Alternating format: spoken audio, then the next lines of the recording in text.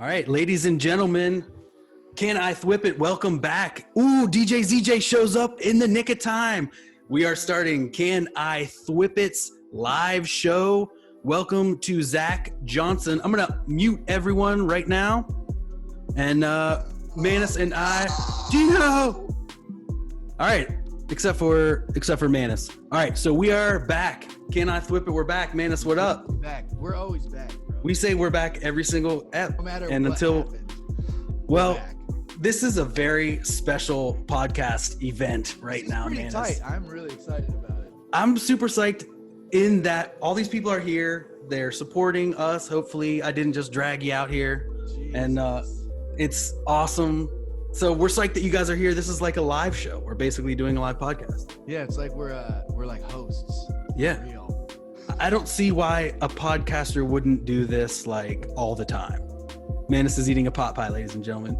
This week's commercial, this week's Can I Thwipp It is brought to you by Stouffer's Pot Pies. No, Marie Callender. Marie Callender's Pot Pies. Does it give you joy? It does? Then keep it in your life. Is that Marie Joy? I don't know. No, that's the lady from the show on Netflix. All right, so it's an amazing day. There's a lot of new books. It's a big day for new books. Everyone who's here has brought something new for all of us. We may have heard it before, we may have seen it before, but forgot to say this episode is also brought to you by TeePublic, where you can get all your Can I Thwipp It t-shirts. This one featuring Gino Frazier from his episode. That's a great parody you did, that one. It's bizarre, and it's for sure a ride. Yeah, and it's the second one, nonetheless. The second one. Oh yeah, Bizarre Ride to the Far Side 2. No, Bizarre Ride 2. Bizarre Ride 2, the number, like Truce 2 Head Rush, but that's Far Side Bizarre Ride 2 is. Yeah. Well, awesome. I think let's get to the theme song and then let's get into the show and tell. Ooh, we got iPhone coming in. I'm going to be sidetracked a little bit here. Oh, I think this is Brouwers, ladies and gentlemen. Yeah, you're holding it down. Oh, Zack Johnson is in a talking head from The Office, ladies and gentlemen. No, he's not. Look how angular. What a great background. Nice work. Stanley back there is working. Oh, no, he's freaking his background. Nice. Yeah. That's hard, bro. Good shit, Zach. Yeah, dude. Nice one. I didn't even notice that. Hey, Brouwers, you're sideways somehow. All right. Can I Thwipp It? We are here. And let's get to the theme song here. Let's see if I can do it right for everyone. Okay. Now you can hear it. Yep, you can jam to it. Here we go. And Eli. Thwipp, jam, thwipp. Surf, Eli, surf. Spidey is the best. Norman is the worst. I hate him. Jam, thwipp. Surf, Eli, surf. Galactus look like chapstick. Norman is fantastic. Thwipp, jam, thwipp. Surf, Eli, surf. Turning for a look at all these brand new books. Thwipp, jam, thwipp. Surf, Eli, surf. And you know how we do. We love the MCU. We love it. Cling. Ching, ching, ching.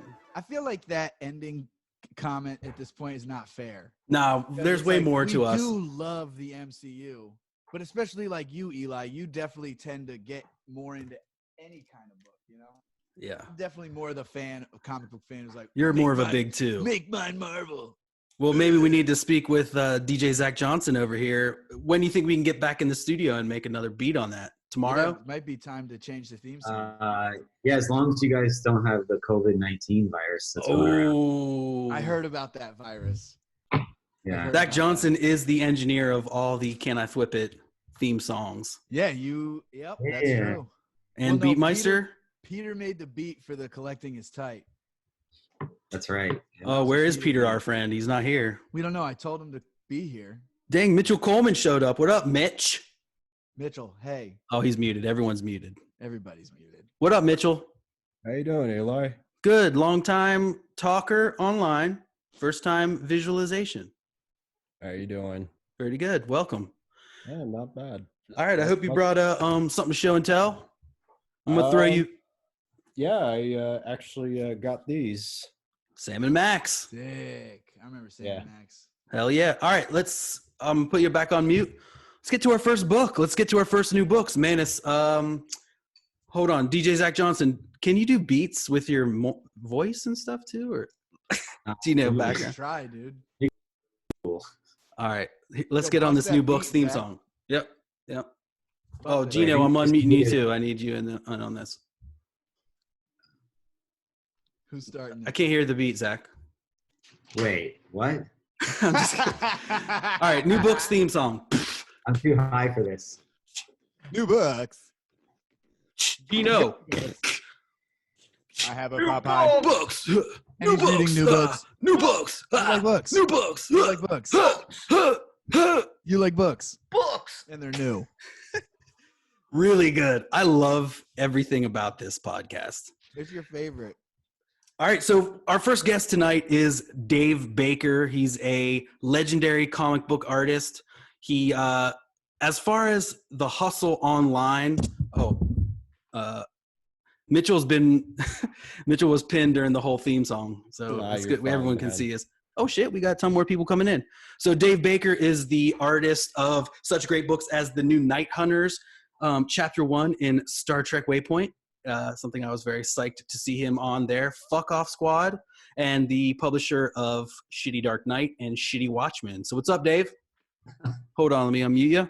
Oh, Fuck Off Squad yay. is the What up, tightest Dave? name ever. Yay, I'm here now. Yay, I'm unmuted. Yay! Yay. Hooray. Welcome to those people who came in, Kyla and Kev.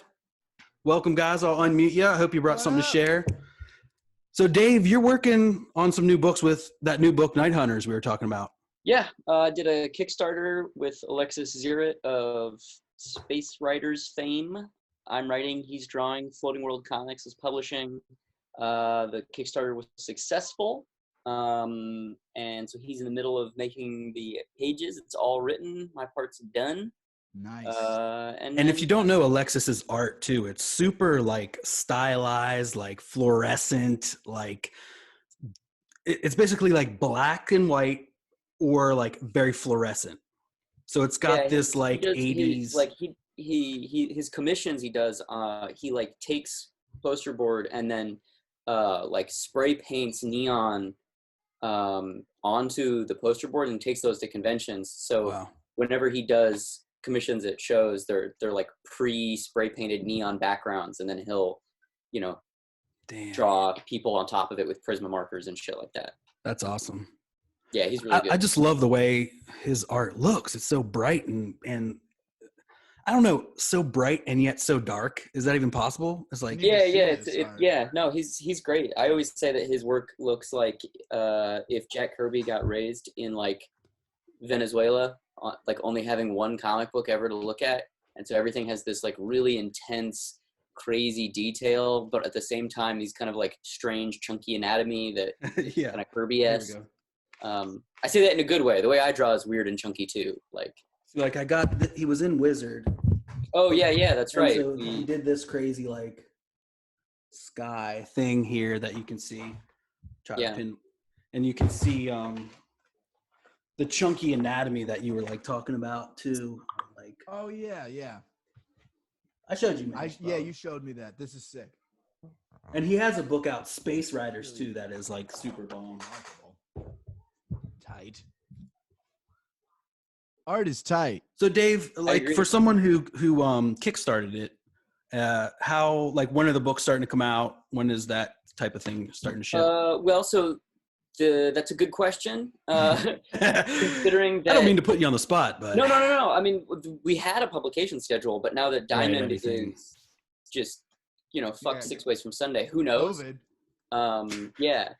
So the answer to that is, I think we were planning on shipping in like September, and now I think maybe a little bit later, like probably around the turn of the year, maybe. Or it might get moved up. It really depends on how everything shakes out with Diamond and these two new distributors and COVID-19. And yeah. it's just, right now, I'm not really even worried about that. I'm trying to just focus on like making the book as good as it can be, getting all the rewards ready, and like just having everything ready to go so that when we are, you know, ready to hit, we're ready to really hit the ground running. You can hit. Yep. Yeah. Gotta And be so that can be, you know, that can be like ordered through your local comic shop once. Yeah, once it's you know, actually solicited, it'll go out through Diamond or Sick. one of these other new upstart distributors, depending on how things shake out. You know. Night Hunters, dude. It's gonna be sick. post-apocalyptic type of. Yeah, basically it's a crime comic, a dystopian sci-fi cyberpunk crime comic that takes place in Venezuela, which is where Alexis is from, 100 years in the future. And the high concept of the book is that it's a totalitarian state where if you want to run for public office, own property, or be able to have a baby in a hospital, you have to have at one time been a police officer. So there evolved like two stratas of society: people who are cops and were former cops, and then everybody else. Wow. Interesting. Yeah, so it's got a lot of political underpinnings, a lot of yeah, stuff. kind of, Alexis and I have talked about it as like, what if Paul Verhoeven made a movie about Venezuela? And so it's, RoboCop, satire-y style, Starship Troopers style. Nice. God, love that Starship Troopers fun. Was Judge Dredd at all inspiration for this book? Oh, hell yeah, man. 2000 AD. I love 2000 AD. Yeah, I love that shit. Brian Boland's great. Pat Mills. I love Pat Mills. I just recently read his Be Bold, Be Vigilant, Behave, his like autobiography about creating 2000 AD, and it's great. Highly recommended to anybody who's interested in comics history. It's really good. Is Judge Death in that story? In the Brian Boland stuff, he co-created Judge Death. He made that character, right? Yeah. Yeah. Hey Mitchell, thanks for this question, but I did mute you again there just because I'm trying to like keep it organized. But that was a good question. I didn't mute you to be like a cheeseburger head face. You cheesy. A cheeseburger head face. That's good. That's a comic right there. Yeah. I could definitely do that. Yeah. Dave, awesome. Dude, thank you so much for being here. And we definitely want to get back, because you live here in LA with me and Manus, so we definitely want to get back on the in-person train and do some more podcasting with you. It'll be tight to just like high five again one day. Yeah. Dude, I'm gonna give you a hug. When I ran into you at that thing, that Keenan's back issue thing, we almost high-fived then. Did we miss or something? No, I think it was just raining, and you were like, "I gotta go," and I was like, "All right, sick." Oh man, what a dick. That sounds just like Manus. Yeah, I'm glad this started the rain. I'm gonna give you a hug next time, Dave. All right, sounds good. All right, Dave. Deal. Thank you so much, man. I'm gonna put you on mute. dude, Hopefully, thank you, stick around. It's gonna be sick. Yeah, I'll stick around for a little while, and then I'm gonna go do some work. So good job, dude. Hell yeah. Has to be done, for sure. Everyone follow Dave. What's your stuff online? Because Dave's drawing videos and his hustle schedule is insane, man. Yeah, my social stuff is usually under the name X Dave Baker X. Also, I run a podcast. I write and co-host a podcast called Deep Cuts, which is a podcast all about weird and obscure stuff, where we pick a topic and then walk somebody through the ins, the outs, and the nitty gritty. So you can appear like an informed. And the new one was about the guy who invented the Super Soaker and all that stuff. Man, I saw something about him in a museum one time. It's super interesting. Lonnie Johnson. Yeah. So the most recent episode is about Lonnie Johnson and how he sued Hasbro, who refused to pay him the royalties for creating the Nerf gun and the Super Soaker. Damn. And then we did an episode about Hergé, the creator of Tintin, and how he collaborated with the Nazis. Oh yeah. Go. Yeah, not a good look. Yeah. And then we did an episode about like the Stratemeyer Syndicate, which is a secretive cabal of ghostwriters that all worked under collective pseudonyms, and they pretended to be the people who created Nancy Drew and the Hardy Boys. So Franklin W. Dixon and Carolyn Keene aren't real people. Those are personas that like 200-300 writers have written under. So that's just, it's a wide range of topics, but it's all kind of like weird back alley obscure stuff. Interesting. Cool, dude. Yeah, that's what I like about your podcast, dude. The mystery and the intrigue. Yeah, available wherever podcasts are sold. Deep Cuts, baby. All right, cool. Fire. Back to mute with you, David. I'm just kidding. All right. Thanks, dude, so much. All right. Appreciate you, brother. Dude, Manus, this is going great, dude. I love it. You're doing a great job. Well, I'm trying to get that my host on. You're hosting wonderfully. Just want to say hi to some people that came in. Kev, what up from Mage the Hero Described podcast? Sorry, I'm changing my views up here. Yep. Views from So the Kev's six. here. What up, Kev? All right, you can go all the way. Okay, down. there you go. Sorry, Kev. Hey, man. Actually, first of all, that Dave Baker bit, your stuff sounds fascinating. This is going to be so tight this entire evening. Unfortunately, that said, man, I got a kiddo that I got to get to bed. I don't know how long it's going to take before I get back. I'm I'd so rather glad not you came, have Kev. her writing comics about how daddy scarred me by putting comics ahead of me. So, That's fair. That's Did you fair. bring something to show and tell? you know what? I got a quick show and tell just because, first of all, we were talking about it the other night, and I figured since at least I can go ahead and throw it up on video while we're talking, I'll show that my food piece that you love. Oh my God, yes. Dude, Kev owns this fucking piece of Jim Mahfood mage art that like I had on my like math book in high school. Like he did this so long ago that Mahfood put it up on his website, and I loved mage then so much, and also smoking giant blunts, that at that point I was like, this is my favorite piece of art ever. And you know, flash forward 20 years later when I meet Kev and he's like, oh yeah, I own that piece. I'm just like, what the fuck? Crazy. That's Oh so my crazy. God. That's So, kind- that's yeah, like the that's- Destiny shit. Yeah, it Yeah, is. it is what it is. That, you know what, just the other evening we were talking about people's, like, there seemed to be a real prized possessions kind of thing. And my comic collection, I sold it off ages ago, but I'm going to stick with that Wagner vibe, one of his inspirations. You know, he did that trick cover that kind of, I think he threw a contest together out there. If people could mention his inspirations for the cover and for his work. And it ended up being Joseph Campbell and Michael Moorcock. And I've got here a first edition of Moorcock's Eternal Champion, which I didn't realize at the time that I got it that it was a near mint first edition, but what the heck, I'll take it. Awesome. might as What well. year was that published? I think this was 70 or 75. Yeah, Wow. 70. Is that like a novel or like it's like a No, it's a novel. It's a novel. Old school, crappy trade paperback, you know. sick. That's tight. Beautiful, man. Oh my Anyways. God. Well, thanks, dude. You got so many creators on here, it looks like, and I'm going to be checking out Dave's stuff. Looking forward to checking out everybody's stuff, and I'll catch you guys around. Have fun. I'll try to drop back in. Show later. that Mahfood mage piece one more time. Yeah, sure. Just one more time for the people that join us. Real fat in the background there. It's kind of hard. I'm getting the glare off the screen. Yeah. Real fat in the background. I had this on my math book Fire. in high school, and it just so happens that Kev fucking owns this piece that I loved for so long, and 20 years later we meet, and I find this piece, and it's insane. Amazing.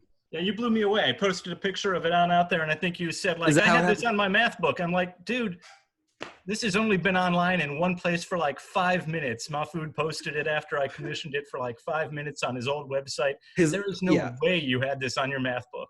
Oh, I did, and I tried to get it on a T-shirt, and I drew it all the time. It was insane. All right. Hey, Thanks, have fun, Kev. guys. Yeah, I'll man. try to drop Thanks, back Kev. in later. Appreciate you, bro. Have a great night. So I do want to send a shout out. We got a special guest here. Our first special guest of the night. Spizz like his. We've got Jim Rugg. Hey everybody, how's it going? Yo, Dude, I'm so Figured, glad you came. crazy. Yeah, I don't know how long I can stick, but I figure we show you guys lots of stuff cool to see what everybody else is bringing to the party. Oh, Yeah, well, you God. came in right at the perfect time to see that like lifelong piece of mine, that Jim Mahfood mage piece that Kev just so happens to own. It's insane. That's such a wild coincidence. Like, you know, what a small world. Yeah, man, it's so Seriously. crazy. Destiny. Super it's shout cool. out to Mike Schulties, who just popped into, my brother-in-law, my cousin-in-law, my family peeps. Say hi to Jake and Abby for me. Ben Granoff. Mike's yelling at him. He'll be here in a minute. Jim. Yo, you want to say Awesome. hi to Uncle Eli and all of his friends? How's he on this? It's a different thing. I'm doing many Zoom calls tonight. Jacob, I want to tell everyone that he programmed 3 different Star Wars games for me the other day, and I played them all. It was so cool. On your cherry pie? No, just on the iPhone, he has a program where he's like writing code or something, and he sent me these What? Star Wars See, games. that's impressive. Nice. Oh, I and feel done. it. I feel it. I thought I only sent you one. the talking. Well, they're different levels of hardness, which is very cool. Okay. Good Are job. you good at them, Eli? Yes, I'm getting better at games, Manus. Are you? You know this. You've been playing that toast game. that you Yes, just I am control a toast. piece of toast. It's amazing. Have you heard of that I've game, heard- Jake? What game? It's called I Am Toast. You're literally toast. You're a piece of toast, and you flip around through the kitchen, and you go on missions like turn into no. Sorry, you're a piece of bread, and the first mission is turn into toast. And so you have to Right. flip your way off the Into the table, toaster. up the fridge, into the toaster. How does the bread get up the fridge? It's like R1 L1, L1 L2 R2. Like you do this like So it's just back like and a forth, bunch and of each button button So is that's like how you're flipping it, like Yeah. that. each button operates a corner of the toast. What the fuck? So What like the if heck you kind go of game is alternate, this? you can go diagonal. Oh yes, it's All right, amazing. that's kind of cool. All right, so let's So, get hold to on, our Dad, next. Abby wants to show you the knit. Oh, Baby Yoda. Wow. Friend made a knit Baby Yoda. That is amazing. So comfy. Don't stick it in my Awesome. mac and cheese, please. All right. So I'm gonna unpin you guys and mute you, and then we're gonna go to our next show and teller, Joseph Perl, Brosif, and Brosif actually has a really good story to start off with. So it's pretty cool. I've known Joe for about 20 years. We lived together back in Burlington, Vermont, 49 King Street. Joe lived in the closet in between me and Mikey. Was 49 down near the water, right? Yeah, it's about a block Because I lived from 199 King Street was my first apartment ever. As Oh, whoa. an adult person. All right, so Joe, tell us. Which story you want to hear? How this all happened? Yeah, how you created Can I Thwipp It? Yeah, you Oh, okay. created Can I Thwipp It, basically. So Manus was at the local bar in Burlington, and he said he's moving to LA.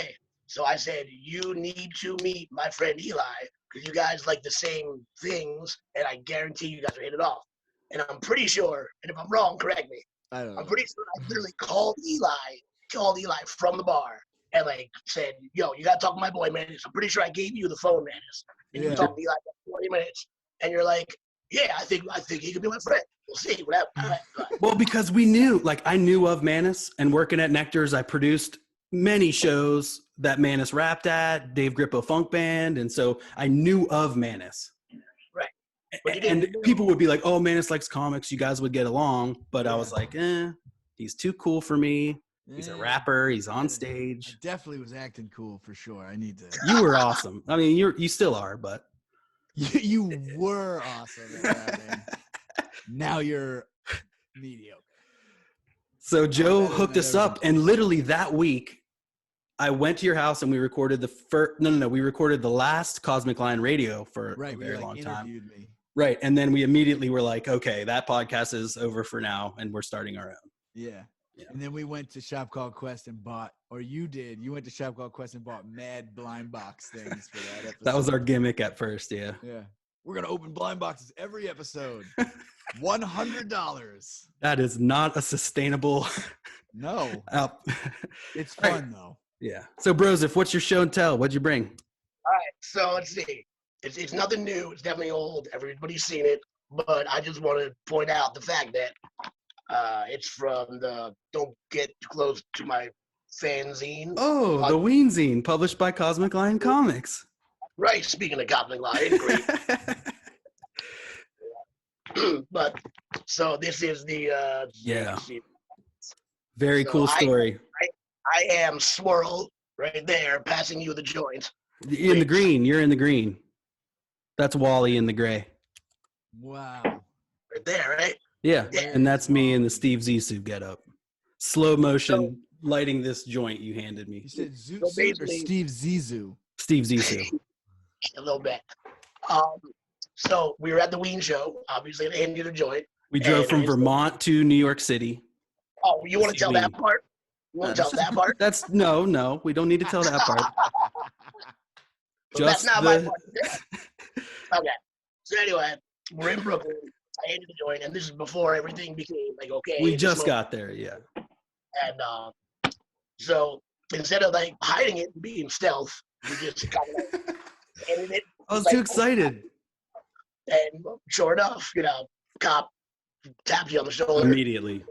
There was no break between getting there, seeing you, the joint, the cop. Ruined, 2 feet in front of you. Instead of it was like right. He literally turned around. It was right there. He was like, "Yeah, you just threw that." And Really then dumb. so we waited after the show, and then we found out where you were going, and then You basically came and rescued me. Came and rescued you. Like, am I editing this, or should I tell the whole thing? Okay, yes, I was cuffed and stuffed and taken to the Brooklyn police station. Right. And on our way to get you, we heard, nitrous tanks going. So we had to take a little detour. A block from the police station. And then here in the, that's my wife. Come and tell us we need to go. Stop doing this and go get our friend Eli. And one of the major regrets of my life right there is I spelled her name wrong in my comic. That's forever. Wow. There's no T. I'm sorry, Margot. No T. So yeah, that was my show, Joe. Thanks, Joe. That's amazing. I'm honored that you chose that, and I'm glad you guys have those and stuff. I'm glad that you guys do this, and I feel like I have a little bit of something to do with it. So I'm glad it all worked out. You definitely got me into Ween for sure. Right. We would watch that Ween live in Chicago DVD every single day in Burlington for a very long time. At least once a day, at least. Yeah.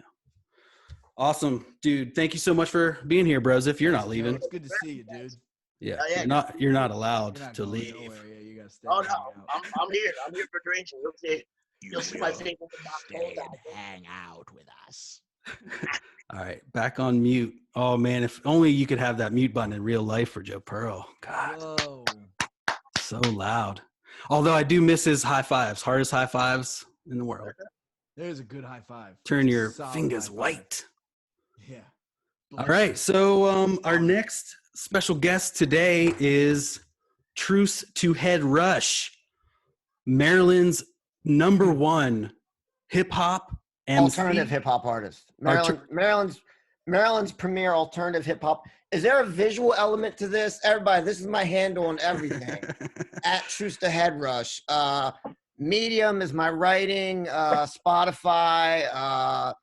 SoundCloud, Bandcamp, anything that doesn't make money, you can go to and find me. Anywhere they allow you to give it away free, go find me. And Gino honestly Gino's been my friend since a long time, 95, 96 type of way back. And he basically turned me on to hip hop. Yeah, we go back to like when the Can I Kick It part of this podcast, which no longer exists, like that the part we play Gino's new music. We play Gino's True Manus's new music all the time. Yeah, I mean every time I've listened, I've heard you play it. Yeah, which is to say I haven't listened a ton, but I'm subscribed to the podcast. Yes. Yeah, we go back to like when you and me, I was like 10 years older than you, way too old to be hanging out with. Like, you were like 15 and I was 25. Yeah. And we were like... Well, but you were like there with like our friend's older brother. So you're like... No, dude, I was scheming on high school chicks. Wow, that's what I was doing. Hey, you said it, not me, Gene. It was okay back then. Yeah, I was hanging out with your... You were turning us on to like the deeper meanings of music and like hip hop and what was out there beyond the Grateful Dead and Fish for me. Yeah, I turned you on to Arrested Development and Speech. And that was the big one. And Tribe Called Quest and stuff like that. That's where like my hip hop started and ended. Yeah. And then that's why I appreciated you hooked up with Manus, man, because he's a student of hip hop too, and I always appreciated that. Yeah, Midnight Marauders was one of my favorites. Exactly. I'm a low end theory guy, but also a great album. I can get with it. Album. I mean, if I got to be honest, Bizarre Ride 2, the Far Side album, is the first record that was like my end all be all. I think we talked about that on the episode I was on. It was like, we agreed we agreed that's arguably the greatest hip hop album of all time. Yeah, I mean, a lot of people would agree. say it's some Jay-Z, Biggie kind of thing, but in my opinion, and in terms of like creativity and like how those guys were like crafting their lyrics and all that stuff. Yeah, and just everything about those felt good. Well, and the thing about music back then, or hip hop specifically, like the production was simpler, so the lyrics had to be stronger, and the lyrics had to be like, dude, the stuff they're putting out now, there's like a team of people making hundreds of thousands of dollars putting those beats together, and like there's so much, so the production level is so high that like, you know, I'm not saying they can't rap, but you know. There's not as much. I gotta say, I feel a little bit out of my element on the comic level. If you guys want to talk about the Mutant Massacre or like the original appearance of like the first Secret Wars, that's like I stopped dropping out of comics. Dude, I remember when Deadpool first appeared. He was like the last like new big. What was that? New Mutants #1, right? No. It was him. Hold up, like Jim. Domino. What is it? There's this cat named Domino, and Shatterstar was in that issue too. Like that's when I got out of comics, man. I was like 90. Jim, what number is that? New Mutants, though, right? Is it 98? Yeah, it was 98. That's what it is. Yeah. Jim knows. We've all been tracking it in the Wizard.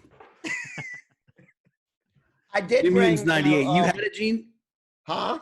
You had 98, or you were just? I had it. No, you just remember like when that hit the newsstand. No, I had it. Yeah, I had that. My greatest loss, my greatest loss in comic history was I had the Death in the Family with Robin on the cover where he died. Ah, yeah. And my younger brother's friend, I'm not back playing basketball, right? My younger brother goes, I look up this kid, his name's Jordan Hamilton. I'll never forget that fucker's name. He goes, look at me, man, I'm Robin. He had cut the eyes out of Robin on the cover and was like looking through it. Like, look at me, I'm Robin. I would have punched. I was like, yeah, well, Manus cannot handle that. He barely lets me even like handle his comics, honestly. Well, I mean, I handed you things multiple times. You just dropped them. I'm just like, hey, here's this. Like, here's. I mean, it's just a graphic novel. Clumsy at times. But like, here, look at it. Oh, that's you, dude. That's why you're hey, not man. allowed to touch my comic. They're to read. I still love you though. Thanks, dude. So yeah, that's our claim to fame is that I tried to introduce Eli to hip hop and more specifically alternative hip hop, and he has supported my efforts to be an alternative hip hopper over the years. So did someone just say Joker's Child represent right there? Oh yeah, that's because Mike Schulties goes there. Oh my God, I love that place. I used to work there. Shout out. I gave that pillow to Joe Perl a very long time ago. I miss them so much. They're selling. It looks like they're selling mad back issues and shit right now. Yeah, right now they are, dude. The first podcast I tuned in for you guys, you happened to drop that where it was like, yeah, man, like I worked there back in the day. It's this place called Joker's Child, and I was like, bullshit that there's more than one place like that around here. There's only one. No, it's the same. There's only one. And I was just like, all right, this is cool. Like, I love it. Yeah, they have everything you want too. Yeah. And this week's Can I Thwipp It brought to you by the Joker's Child in New Jersey. Like, get all the comic books in the world. I will find it for you. He will find it. They'll find it. I've been meaning to ask him about putting the comics in the sleeves upside down with the tape on the bottom so that any leakage from above will not enter the comic. Yep, I don't know how it really works, but that's how I do all my. That's how I know if I received the comic from Manus. I've been meaning to hit Len up about some old Comic Image shirts because I'm sure he's got a box of those in the warehouse somewhere. Oh, well, that's what you care about. Back in 2008, I had an all over print Silver Surfer shirt that now kids are paying like $1,000 for. I'm not even kidding. I cut the sleeves off of it. Oh yeah, my friend in Brooklyn has it. Oh man, it's all good. I'm glad. Hey Gene, anything else you wanted to say, dude? Find out that something is Hold on. I did bring a show and tell. I do still. I do still read some comics. Only, we'll get back to you, Mike. Only really deep underground shit, like the deepest underground. The last thing, and so I don't know if you guys have heard about this one, Watchmen. It's brand. It's deep. It's under there. It's got some socioeconomic underground. We'll talk later. But okay. Check it out. If you see it anywhere, it's worth picking up. Check it out. Interesting, man. I haven't heard of that one. Yeah, check it out. I think they're going to make like. What's the creative team? What's the creative team? More gibbons? Is that some sort of request at a zoo? I can't get you more gibbons at your zoo. I get it. It's funny. Did you get it? Hey, mama. It's funny. Thanks, Gene. All right. All right, bud. Thanks so much for coming here. I'm always honored to talk to you, bud. You too, brother. Love you. It's good. And check him out on Bandcamp, where they're releasing all the old school Midnight 30 records, which I is believe the today band too on Bandcamp, the artists get all the revenue if you go. That's buy right. it now. That's right. That's why I sell through Bandcamp. Good Yeah. call. Check out Half Pass by Midnight 30, the band I Hell tried yeah. out for on drums and was told, you play too many notes. Eli, all right, last story. Eli was supposed to play drums in my band, and he played too many notes, man. He was like, first of all, once again, he's like On a 14 kit or like a years bongo old, so or it's not his fault. It was a kid. It was a kid. He's trying out for a bunch of 30-year-olds. I was like a jam band drummer here trying out for like a minimalistic hip hop Right, band. all we wanted was like boom, bop, boom, boom, boom. And Eli's in there going, blah, blah, blah, blah, blah. And I was like, dude, you're playing too many notes, man. That's way too many. You've lost the track of this. All right, brother. Thanks, Gene, man. I love you, man.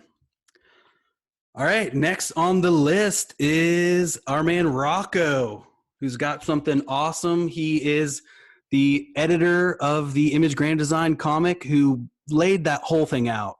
Works for the Louisville newspaper. What's it called, Rocko? I work locally for a magazine called Tops Louisville.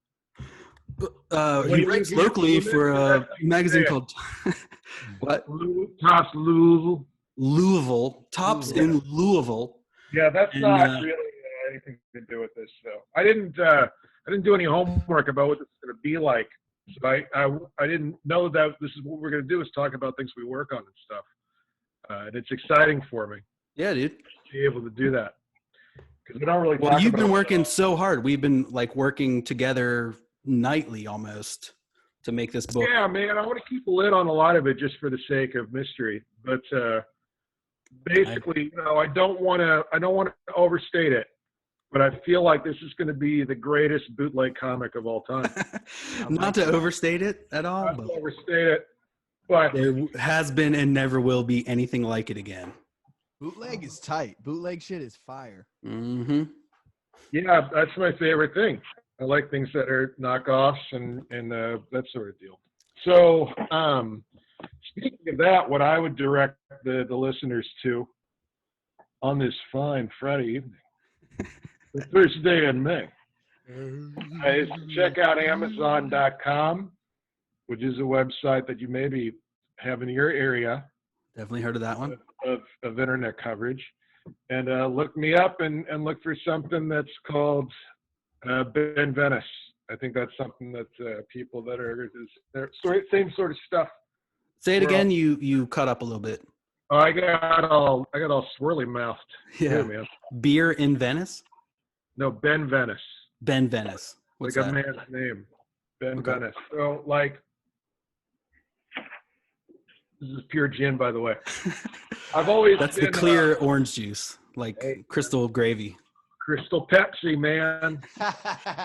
Could be. I'm in class. Hey, what is this, Rocko? How have I known you and never I heard? was the right age. I was in high school for that, so kids would be like, "Oh, I'm drinking Crystal Pepsi," but the teacher thinks it's water. I get away with things. Yeah, that was a crazy time, that Crystal Pepsi. Remember they made fun of it on SNL with the Crystal Gravy? Yeah, it was ridiculous. Yeah. What were you gonna ask me there, Eli? Well, no. I'd never heard you talk about this. What was it called? Joe Corona. Sorry, that No, I should don't make reference to that, man. That's keep that out of this. See, you just ruined the whole spirit of fun that we had going. Come on. Al Columbia. What was his name? I forgot there was even a pandemic, and you just reminded me. It's Ben Venice. Okay, so what is that? E-E-N space. Oh. E-E-N-I-C-E. Ben Venice. Ben Van Venice? Ben Venice. Look me up as Rocko. Look me up on the thing. You'll find me on Amazon. Okay, but what is that? What do you have there for sale? This is what I'm trying to figure out. It is Powerful hand gestures, man. I'm glad you asked because I'm going to tell you. Basically, like, when you read Nick Fury, Agent of S.H.I.E.L.D. in the 60s, yes, it doesn't make sense that this dude who was a sergeant in the war just became the leader of this secret organization. Okay. So I made like an XP of that to tell stories that I think are interesting in little short bursts that are like flash fiction, right? So each book, they're $1 each. I just made them $1 so that you at least pay something for it, because I think when people don't pay for something, they tend to not assign any value to it, right? Okay. Yeah. I'm going to give me $2 if you want to read both of them. And they're in flash fiction installments because we don't have time. Basically, it's designed for like, you can read one full chapter of Ben Venice very easily in one sitting, right? So it's like a novel. It's check it out for sure. But it's told in flash fiction installments. Okay, so tell me more about flash fiction installments. What's that? It's a form of storytelling that I have invented. That's amazing, dude. This is my potion. That definitely is pure gin by your actions. I feel like I gotta go. Got the right one, baby. Pepsi. Okay, so tell me about flash fiction installments. 20 pages, 30 pages? Do you know about flash fiction? You know about the idea, like just flash fiction? I don't know that idea. Okay, so that's great. I get to talk about it. Flash fiction is just like, it's a story with a beginning and a middle and an end, and it's done in 3 to 5 paragraphs. 5 is like pushing it. Oh, wow. Like the guy walks in, the woman says this, he says this back, and then something happens or doesn't. Like you get it all in one thing, and it conveys a message. It's like an 8-ball of story, just like boom, right on you, right? You're gone. Sweet. Woo! And I like that style of writing because it doesn't take a lot of my time. I'm a busy person when the world is free. Right. Okay. Yeah. So I like to just write it quickly. And the idea behind it is that it's sort of like a comic What's up, Ray? strip, like an ongoing comic strip, right? Yeah. Like I bet you've read like a few Flash Gordon strips. I bet you've read a few. Oh, so that's what you mean by flash fiction. It's about Flash Gordon. Really. This is where it becomes a narrative, right? Yeah. Right? Yeah. Because you read, let's say, like, I'll use a point that everybody, Star Wars comic strip, the one that was done by Al Williamson and Archie Goodwin. Fantastic. Right. It starts with, you just pick it up. Let's say you don't have it in your neighborhood. You go to another place on vacation. You pick up their newspaper. Oh, they have a Star Wars strip. It starts with Luke shooting a monster with his blaster. And then he's like, boy, that was close. And Han Solo says, yeah, kid, I hope there's nobody around to bother us anymore. And then you see somebody sneaking behind them in the last panel, right? Okay, yeah. And then that's it. Train, you go back home, you never know what happens next, but you were entertained for as long as it took you to read it, right? Awesome. That's what Ben Venice is. It's like a comic strip, but novel, like a novel strip. Yes, it's serialized in that way, but it's designed so that if you read it, it's like, this is a story about a woman strangling a man. The next one, okay. If you bother to read it, is about the emotional toil that's taken on this woman for having strangled a man, right? So it's kind of also about the in-between. Like, I don't really write about Ben Venice like raiding the base. I write about him coming back and like being all beat up and being like, I am 48 goddamn years old, right? Yeah. Like that's what I write about. Okay, and so then each installment kind of works as its own story, but then is also part of the bigger story, much like exactly. What I'm ultimately getting at is that it takes no great investment of your time. Right? $2 a installment. $2 period. That's all the Ben Venice that's out is $2 for the whole thing to download on your whatever. Awesome. Let's do it. Everyone go buy it now. Hey, all right. Please post your receipts in the comments, and then I'm just kidding. We'll consider those flag points, and then exactly. You'll be able to send those in for prizes here from the Rocko Museum of Popular Culture, located here in Louisville, Kentucky. Louisville, home of the Kentucky Colonel's, birthplace of Dr. Hunter S. Thompson. Indeed, man. And I tell you, you would know it by hanging out here. A lot of cool people come from here, man. Ali, the GOAT. The GOAT. Jennifer Lawrence. Huh. You know, cool cats. Sick.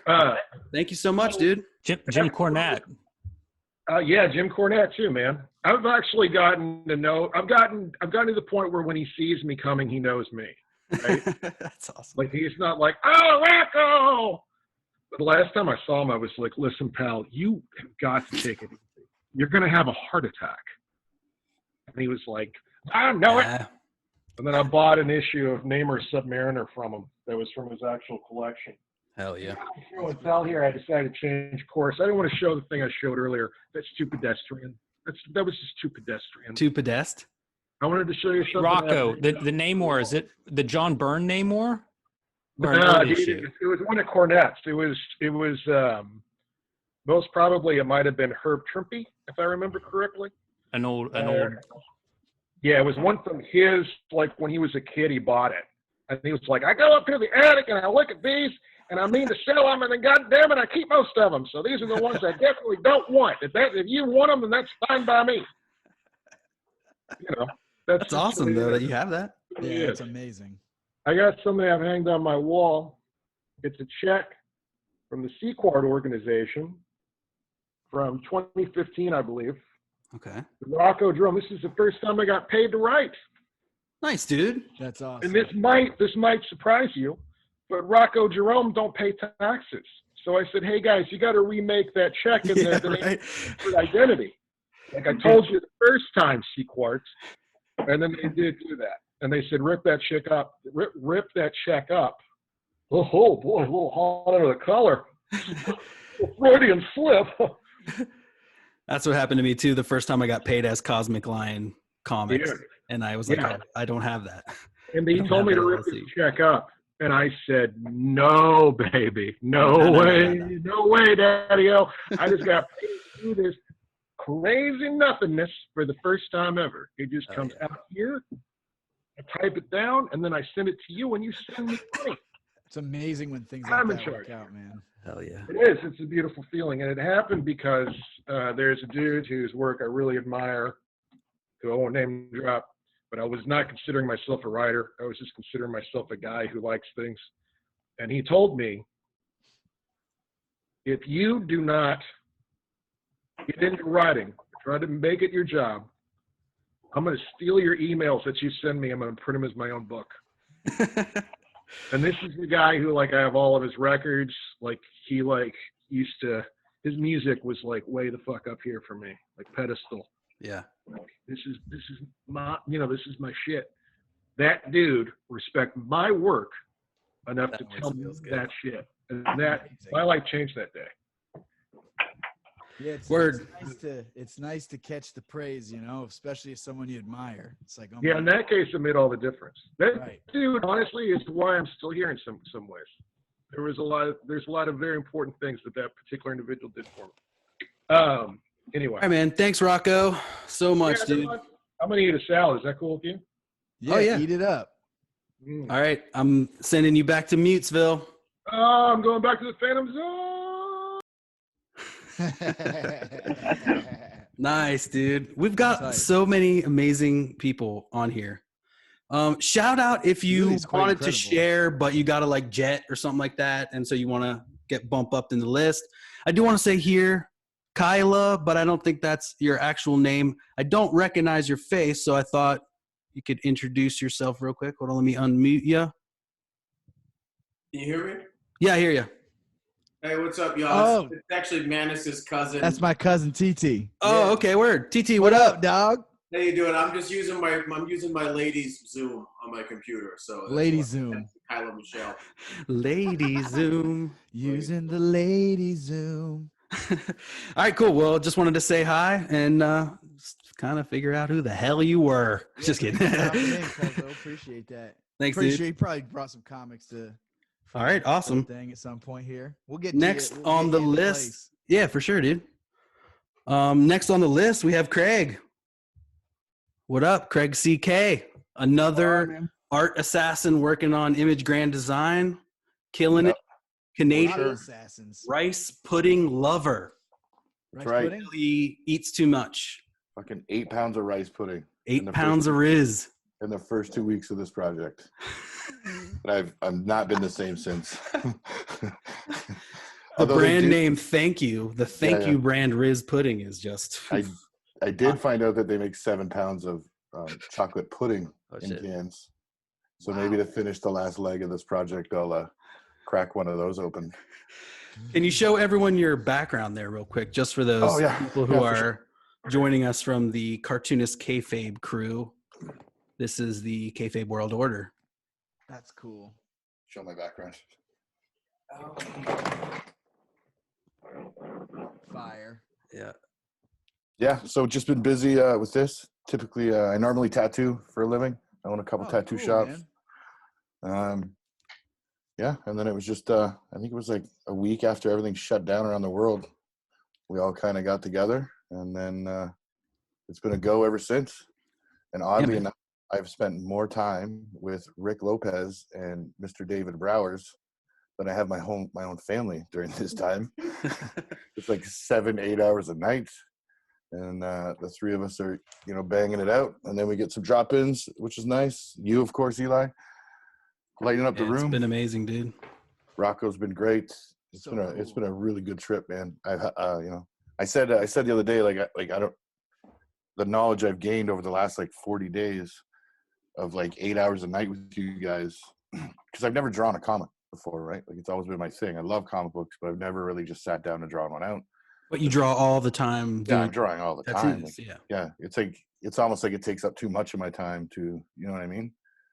So the knowledge I've gotten from Rick and Dave and stuff has been really wild, that I never would have gotten that during, if this was nothing was going on.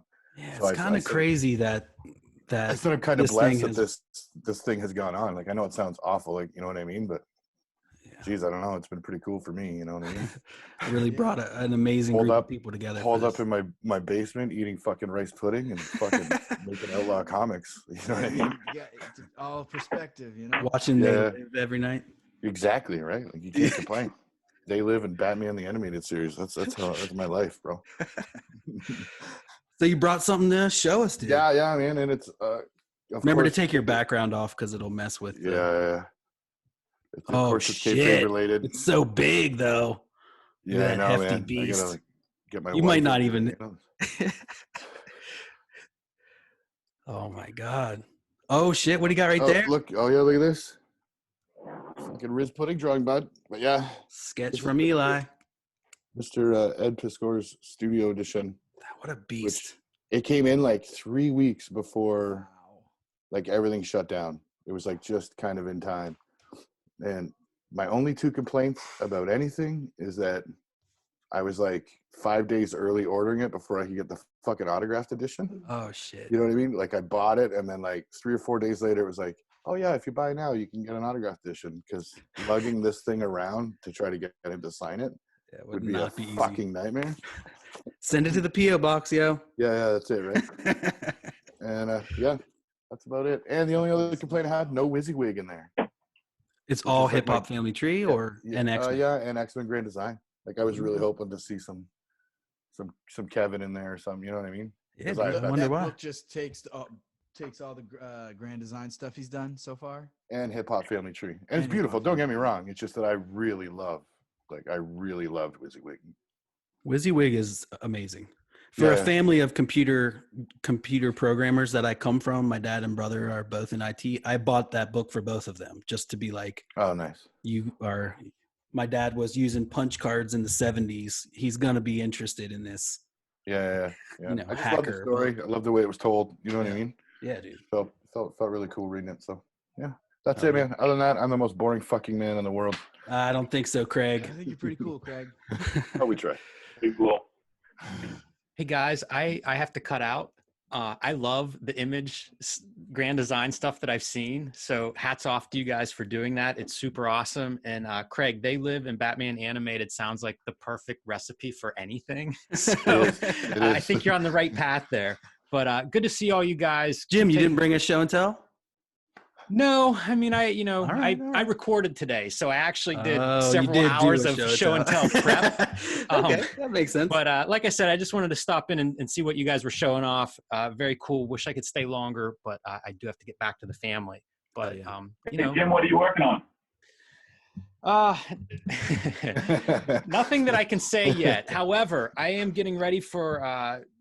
I will have an announcement probably in the next 2 weeks of something. So stay tuned. It will come out pretty soon. I don't think I'm showing off anything that I shouldn't here. That's always my concern whenever I get on any cameras. It's like stuff's all over the place, but something will be coming soon. So awesome. I'm getting a few things together, some final quotes. I'm planning to do a new book soon, but I have to get some things figured out with printers and stuff like that, because it is going to be awesome. It's going to be the best looking comic book ever done if we can get the printer to do what we want to do. So some things to get ironed out, but coming soon. The most amazing production. Yeah, Your the stuff paper, Eli the showed me colors, is the incredible. We're trying something with this next one. So cross your fingers and hopefully we'll have an answer very soon. And when we do, I will let all of you know. So until then, guys, stay safe, keep taking care of each other, and keep that Image Grand Design coming, man. It really is going to be the best bootleg comic of all time. Hell yeah, Jim. Thanks so much for coming, man. It really means a lot. Yeah. Take care. Read more comics. Yes. Marching orders in.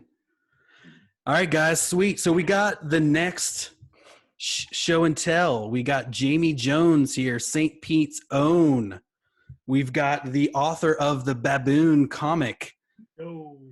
What up, dude? Oh, author of Monkeys Fighting Robots. Let me wipe off my pen while we do this. I was going to like show off and plug my own stuff, but I was like, that's kind of bullshit. So I'll actually, I mean, I missed you because I wanted to come show everyone this that I got from you. Tales of Monkeys Fighting Robots. Oh my God. Such a sick book. If I may show one page off for you, Jamie. So fire. So good. All right, awesome. Back to you, dude. So what's up? What you working on? What'd you bring? So I've been working on the new Baboon comic, the new book for the Baboon. The first one came out, I did on Kickstarter. This is what it looked like. I did it. It came out last July, and my plan was to have a new book out by June this year, but that didn't happen. Yeah. So is that still available, the Baboon comic like that? It is. It's available on my Big Cartel site. So it's artofjamiejones.bigcartel.com or bigcartel.artofjamiejones.com. We can just Google it. Just Google it. Whatever it ends up being, it ends up being. But I'm working on the next Baboon book, and I actually, it's funny that Jim Rugg was here because on their Howard Chaykin shoot interview, they started talking about editors. So I went and got myself an editor and decided to make the second book a lot better. Nice. So it really helps. Like it helps so much. It helps so much. Just the fact of like having to explain yourself helps a lot. So I'm actually writing the book in like thumbnails, kind of like Ed did for his X-Men Grand Design, right? Where it's just on pieces of paper with the script and kind of really rough thumbnails out for the whole book. And this is what I'm sending my editor. Okay, cool. So he would tell you notes on wordage and flow and all that stuff. And just story pacing. It's the editor is a writer that I've worked with several times in the past. Vita Ayala. They were the writer on Quarter Killer, which is a book I did for Comixology Originals, and I read a couple issues of that, man. I enjoyed it.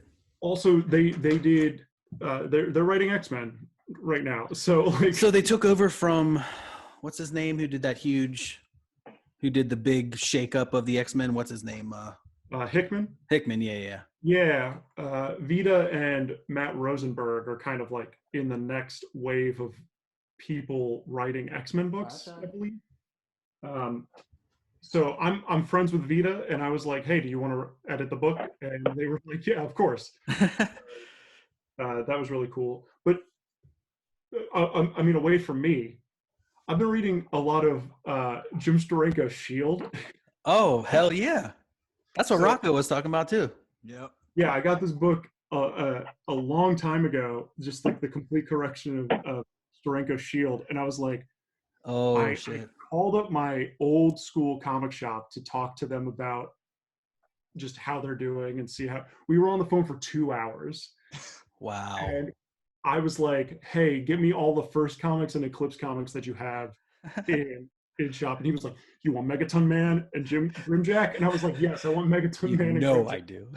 And he was like, okay, cool. I'm looking for everything. Which store was that? Now, it's funny because me and Jamie lived in the same town for 4 years and didn't know it. Yeah. Which sucks. This is Big Dog Comics over in Fort Pierce, which is on the east coast of Florida. Oh, I don't know if I ever went there. That's when you were going to school, right? Well, no, when I was living in St. Pete. That comic shop when I was After you were done school. You talking to me, man? That's right. I'm talking to you, Eli. yeah. After I was done school, I moved to St. Pete, and then yeah. So we were just talking, and then we got to talking about Jim Steranko, and I was like, oh, you know what? I have this. I have the complete collection of Shield, so I'm going to start reading. Now, in that new edition, there is it recolored? Because they wouldn't recolor it, would they? It's recolored, but it is flat colors. Okay. Right. So you can see it. So they basically like just refreshed the existing colors kind of thing. Right. Like right. They were From like. what I understand, after I've listened to a lot of, I'm a big Eric Larson fan, and I've listened to a lot of Eric Larson talking about this stuff. And he was like, it's just, you can't get them. Like the old files are just too big. And so it's just cheaper to recolor the book as opposed to just, using the ink lines. So it's recolored, but it's like it's like 100% yellow and 100% blue, that kind of thing. Yeah. That's cool. It's kind of like one of those books you really have to do that. You have to like, you can't put some new like fresh colors on like a Steranko book. It's not going to have the same feeling and almost, I don't know. Do you think? No, I don't think it's going to work. I actually recently bought the new Rocketeer collection. Yeah. Too, which is recolored by Laura Martin. And it's the first recolored book that I thought really works. Apparently Dave Stevens hired her to do the book before he died. Okay. It was like, hey, you're going to recolor the book. So then she was like, really like, I have to do this. Yeah. So the best. It's amazing. The recoloring in that book is really good. But I mean, I have the Mighty Thor omnibus, the Walt Simonson Thor stuff, and it's okay. Yeah. It gets too much. It's too much rendering, I think. Yeah. A lot of it takes away from the old art when there's too much of the shading and the rendering. Yeah, and then it's printed on that high gloss paper. Yeah. And I just don't think that stuff was ever meant to be put on high gloss paper. There's something about the yellowed pages and something about, the... Yeah. That's something for the Baboon. I was really, really adamant on it being uncoated. It's 60-pound uncoated paper. And the printer that I was talking to was like, oh, we'll make it like high gloss, this, and this. And they were going off on like high quality paper qualities. And I was like, no, it's 60-pound uncoated. Yeah. And then I need the worst paper you have, please. Yeah, that was exactly what it was. And I sent them the book and they were like, oh no, that will work. And I was like, I'm color picking. What I did was I scanned a bunch of old Spirit comics. You can really tell your style too. Not that it's derivative, but that it's definitely like inspired. I think when I first saw and read The Baboon, I said it's like if Will Eisner wrote Archer. Will Eisner. That is what you said. Yeah. It's really cool. So what I did was I scanned a bunch of old Spirit comics and then just color picked from those. Oh, that's sick. I knew That's the good. coloring would work on crappy paper. Like that that would kind of like submerge or kind of like diffuse into the color that you wanted. Yeah. And I put a 20% grain filter on Photoshop over all of the page. Got to do that. So it really desaturates a lot of the colors. Oh, that's sick. But did you print from Kablam, or do you got someone in St. Pete there? Because Kablam is right in Florida, and I always use them. Kablam is great. I haven't used Kablam. They don't do uncoated paper. Yet, I don't think. That would make sense. I printed with Printlore. Printlore. Who is they're a relatively new printer, and they're out of Chicago. And they were super great with working with them. We actually had a phone call meeting to go over the specs of everything. Monkeys Fighting Robots was also printed with them. Oh, yeah, that's a beautiful book. They were super hands-on with even that sketch cover. I was like, all right, the sketch cover needs to be able to do this. It needs to be able to hold this. It's got to be paper, dude. Yeah. So it was they've been great to work with, and the Baboon is a hardcover book. So it is, dude. I'm gonna pick that up. I think. Yeah. It's so good. You sent me oh shit! Look at the heft on that beast. Yeah, you sent me the PDF, but I still want it. 64-page hardcover book. I wanted to do a European style album book, but still have it be. Oh, that's the size it is. So that's 8.5 by 11.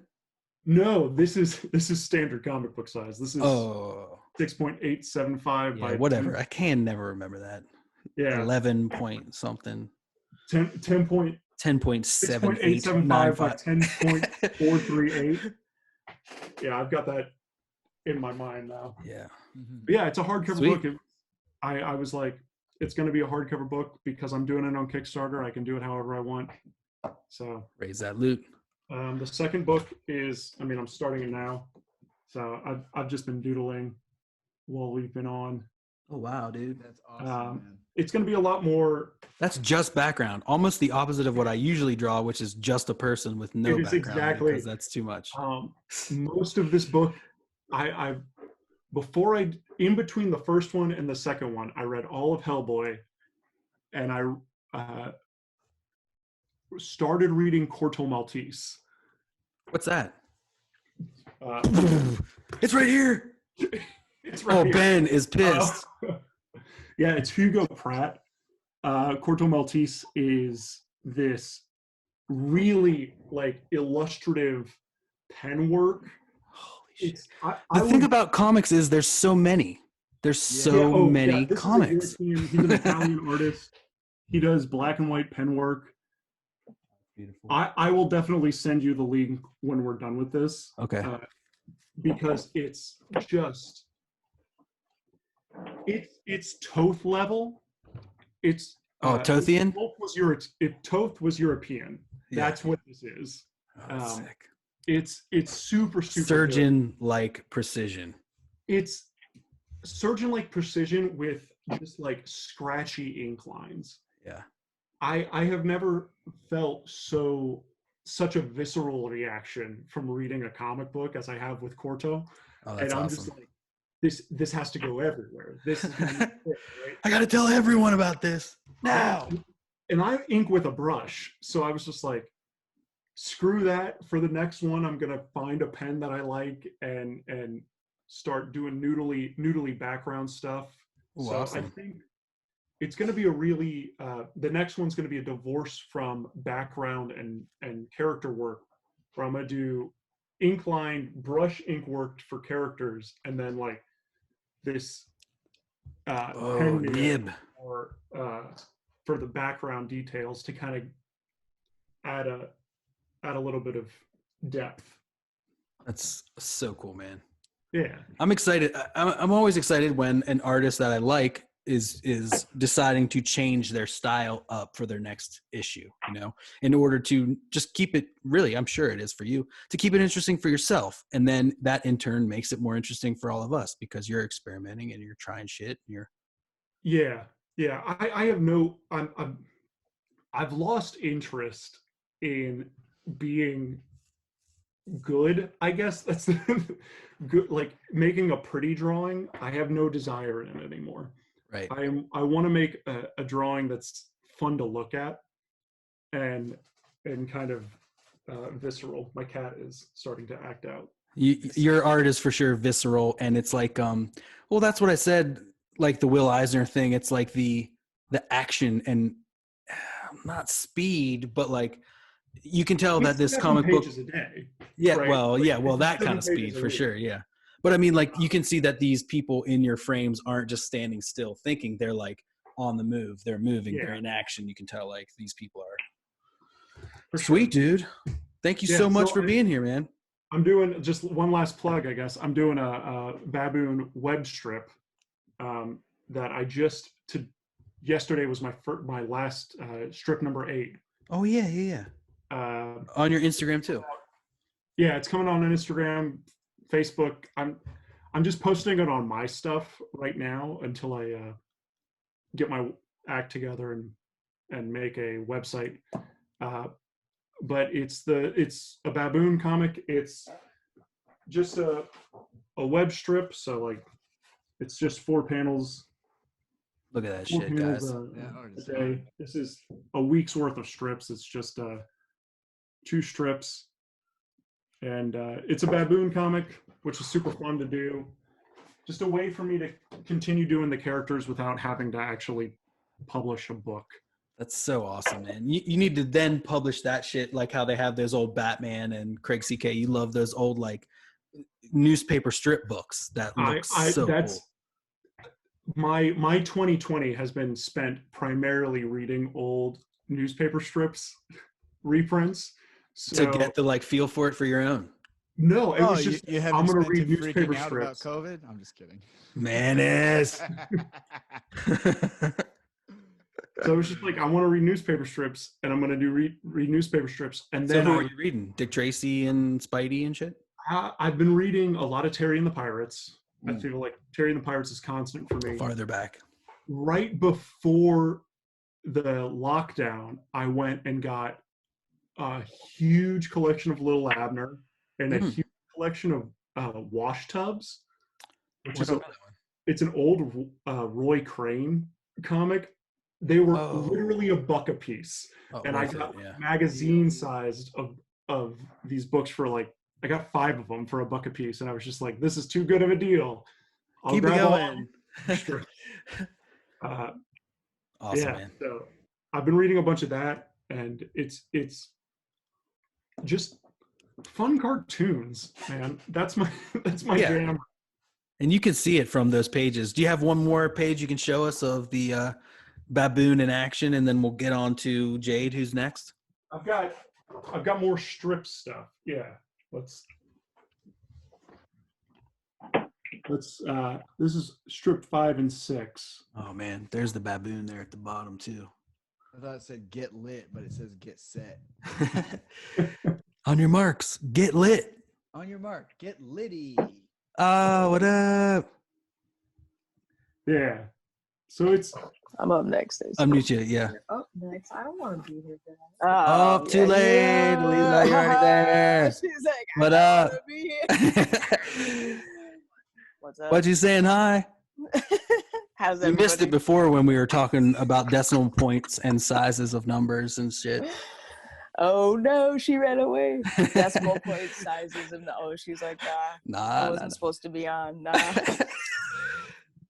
All right, Jamie, dude, thanks so much for everything. Dude, everyone go check out the Baboon comics, man. The baboon is tight for sure. And it's in Wizard, so y'all that have Wizard, he has a sweet interview in there. I do. Thanks for making me look good. It was easy. It was so easy. I read it. The shit is bomb. Right when I got it. It was the first thing I read in the book because I was like, all right, let's make sure I don't look like an idiot. There was no way I could have done that. We had a great conversation. We did this video chat shit. And yeah, it was fun. Sweet, dude. All right, Jamie, thanks so much. Hope you'll stick around. I'm going to send you back to Mutsylvania. Sylvania. Manus, this is fun, dude. I'm having a good time. We need to do this more often. I concur. Is there any chance for us to ever hang out in real life ever again? No, I'm never going to ever come to your house. All right, that's sweet. Don't need it. Why would we ever do that? I want to come over. Don't get into this. It doesn't make sense anymore. It just doesn't. Nah. I mean, I got to do my laundry and shit, but. You can come for that, yeah. What? I'll be over in an hour. All right. Jaide, welcome everyone. Jaide, our friend from Burlington, known for a long time, worked security at High Ground with, many nights hanging out. Many. And Jaide is our number one fan, guys. She is incredibly active with the Can I Thwipp It Instagram, constantly reposting. The only person that lets me know that anyone on this earth is listening to the podcast other than Manus. No, Mike writes me for sure.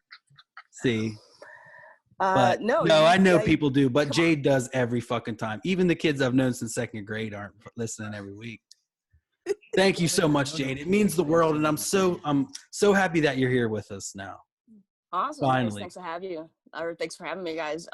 Yeah, I mean, it pretty much basically started when I had like a crazy 3-hour commute, driving in from Leominster to Boston, working at a law firm. So I'm like, what else am I gonna do? I'm gonna put y'all on. I was cracking my ass every time. Subway, people were like, "What's that chick on?" I don't know.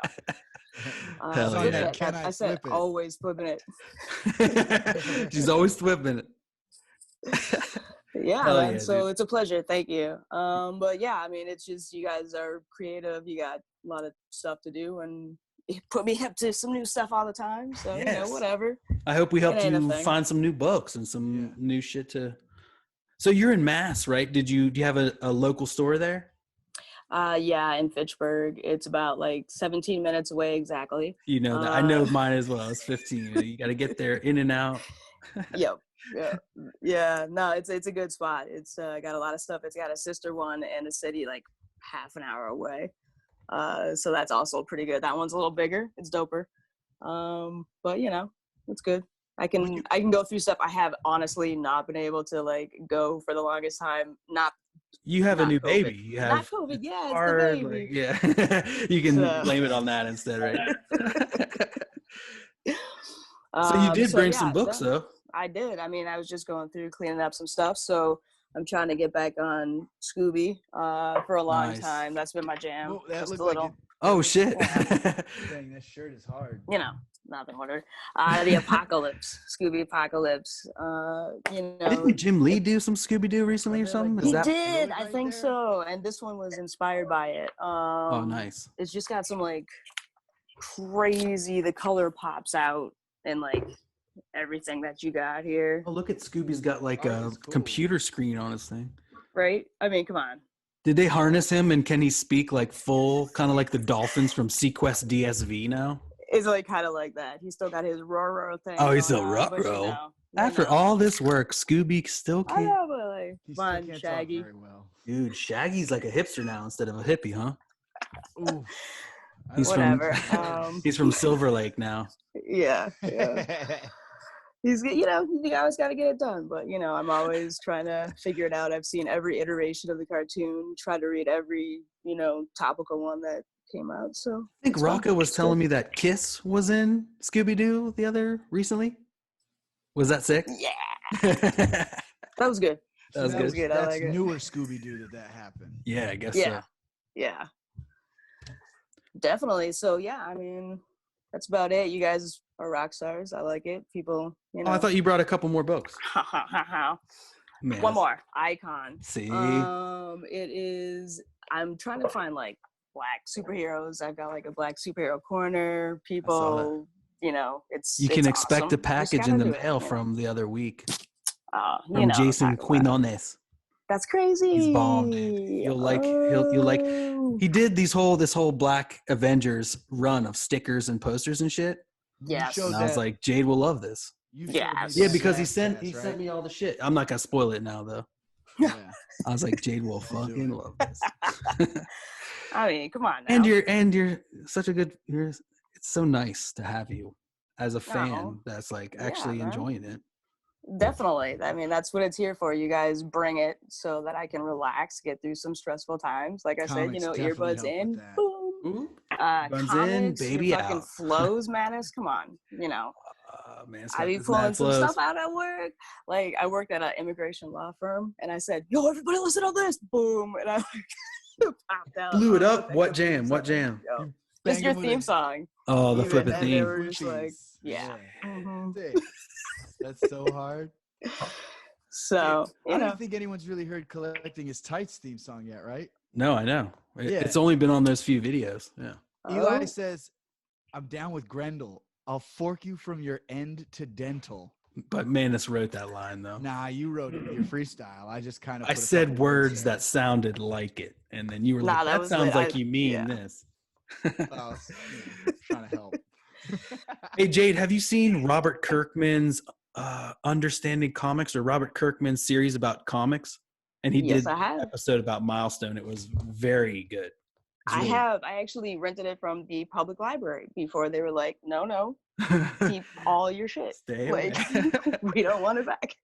Yeah, we don't need whatever books you have. That was a really No. good. Nah, that was good. Yeah, definitely. Yeah, I mean, I'm a historian, so I like to like research stuff. And that's why I like look at it. I'm like, this icon, first thing is like 1839. I'm like, oh yeah, obviously. I need that shit. It's a black guy. 1839. Like, Need that, all right. please. You know. Their whole run was great. And I think it was, I don't know if you've actually, these guys, the Cartoonist Kayfabe, that guy Jim that was in here earlier, he runs the show. And they were doing a Wizard issue, and they were talking about Milestone recently. There was a big interview of how they were talking about it, and they were just talking about they didn't have an easy time, man. Milestone, even though it was like a DC imprint, Right. it was still like they weren't Like given a Step Brothers, I don't know. Yeah, like, it was so weird. What?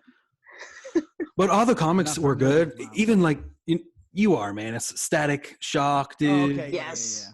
Yes. That whole run, and it wasn't all black characters either, which was like what was that interview was saying was they got this stigma of like we're the black imprint, but it was like they had all these biracial creators, multiracial characters, everything, and yet I didn't realize that those characters were under a different imprint, and it wasn't DC. it was Was it DC's Milestone? Can you show that? Can you show the cover again? It shows the. So we've got. Can we see Milestone over here? Yeah. Milestone. DC. DC. Yeah. So kind of like,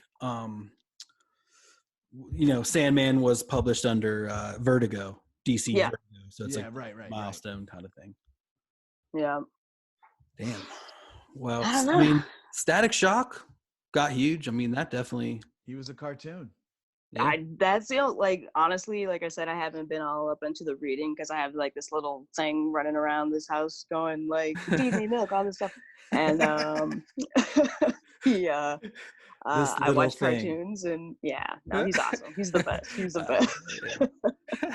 And cartoons saved me, it's my jam. So I'm like, what's on Disney now? Or gotta get Disney Plus. Yeah. Definitely have it. Have it. Got it. Set in place. Mandalorian. But no, thanks for having me here, guys. Thanks, Jade, so much. Woohoo! Yes, reboot solid for sure. Oh, see, Someone's doing reboot. Oh, DuckTales reboot is solid. Like Schulties, hell yeah. All the voice actors. I unmuted you, Mike. All the voice actors in that too, and it like Bobby Moynihan and like Ben Schwartz and like. Well, just the fact that you have Huey, Dewey, and Louie actually being voiced by 3 separate people, and they actually have distinct voices. Yeah. Holy fuck. It's huge. Oh, my God. A revelation. A revelation. Oh, man. Oh, sick. Awesome, Jade. Thank you so much for being here. Yeah, we'll have to get you back on I again and talk to the whole fam. For real. So, like I said, I'm going to stick around and soak in all this knowledge. You got all these peoples up in There's here. a lot of knowledge being dropped. Oh, yeah. Garbage. I'm here like, huh? Thanks, guys.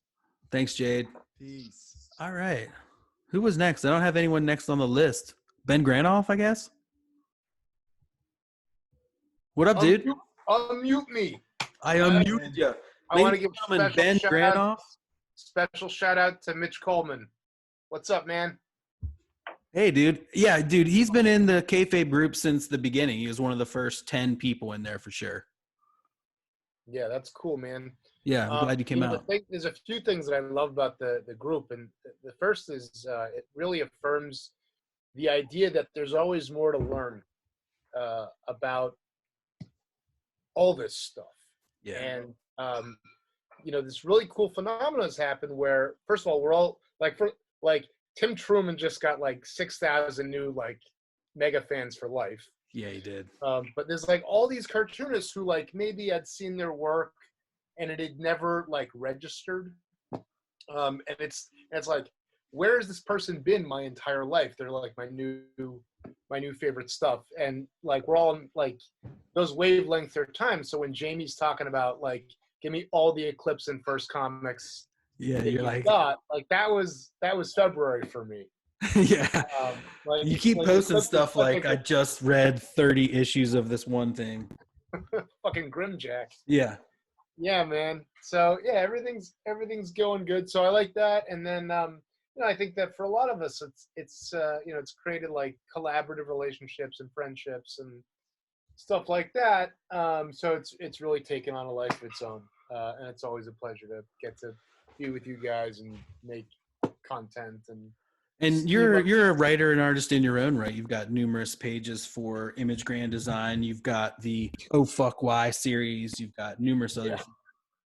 Yeah, I'm really, really happy to have been able to make my bones as a cartoonist or in or around comics for the last several years. And you also teach comics. Yeah, well, I teach storyboarding at the New York Film Academy. That's so cool. Yeah, man, they let me do whatever I want. So They let me do whatever I want. They let me do whatever I want. I taught. That's awesome. What do you mean though? You taught. Well, I taught Nausicaa yesterday, and I'll do like Akira and West Side Story, and I'll make them. Valley. Well, I made them read some Street Angel book. Nausicaa, yeah. Oh, so I get to do whatever I want over there, and then my other gig, which is right now a little bit on hold, is I support cartoonists who have disabilities, and I do everything from help them make books, like these ones, or some of those in the 100% Comics number 2. Yeah, and a lot of those cartoonists, Will Hoffnecht. He's really welcomed those guys with open arms. That's really cool. And it's been a great opportunity for them to be able to, like get their first experience as a published cartoonist with someone who wants to engage with them. And he really goes above and beyond. Like there's like extensive chat logs with him and one of the young ladies that I support, where he's just like giving her the experience of working with a publisher and talking about manga and answering questions and handing down editorial mandates and all that kind of stuff. So that's just awesome. Like another way that the Kayfabe community's been a part of something really positive. So that's super cool. Yeah, that's awesome. Yeah, man. For sure. They just are able to have just collected this crew of really creative people, and it's amazing. Yeah, man. So you brought some to show that you pulled from the. Yeah, I got to show. So these are my sketches that are by Dave Sim with backgrounds by Gerhard. Damn. There's Cerebus. What does the inscription say there? It says, whatever. To Dave. It says, love the challah minis. Thanks for showing up. This is the guy from the Wuffa Wuffa Wuffa issue. So I got, Jesus Christ, in 2013, early 2013, I had mono, and I was hospitalized for maybe a week and a half, and I wasn't in super great shape. And Dave Sim was coming to the Heritage Auction House in Manhattan, and he was going to be doing sketching, and there were going to be, blah, blah, blah, maybe like half a dozen or a dozen pieces were going to get auctioned off. And I was like, there's absolutely no fucking way I'm not getting out of this hospital to go meet Dave Sim tomorrow. Yeah.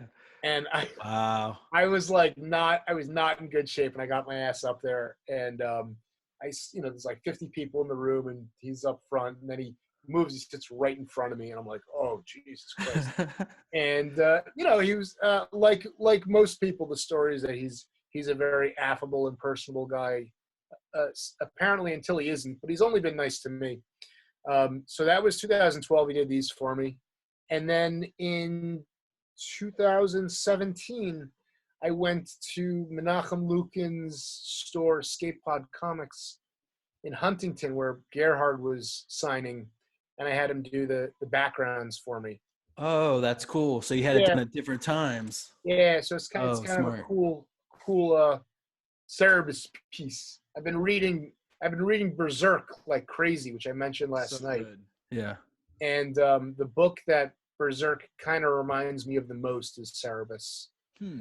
You've been telling me about Cerebus, and I mean, obviously, everyone has heard of Cerebus as this like groundbreaking black and white, the first of its creator owned and released and whatever. But like, I just don't understand. I don't know why I haven't dug in. I bought a book once, but it was like book 5, and I was like, I can't start here. Yeah, it's daunting. It has a lot of baggage. But it's up there with Love and Rockets and whatever else. The art just gets better and better and better over 27 years.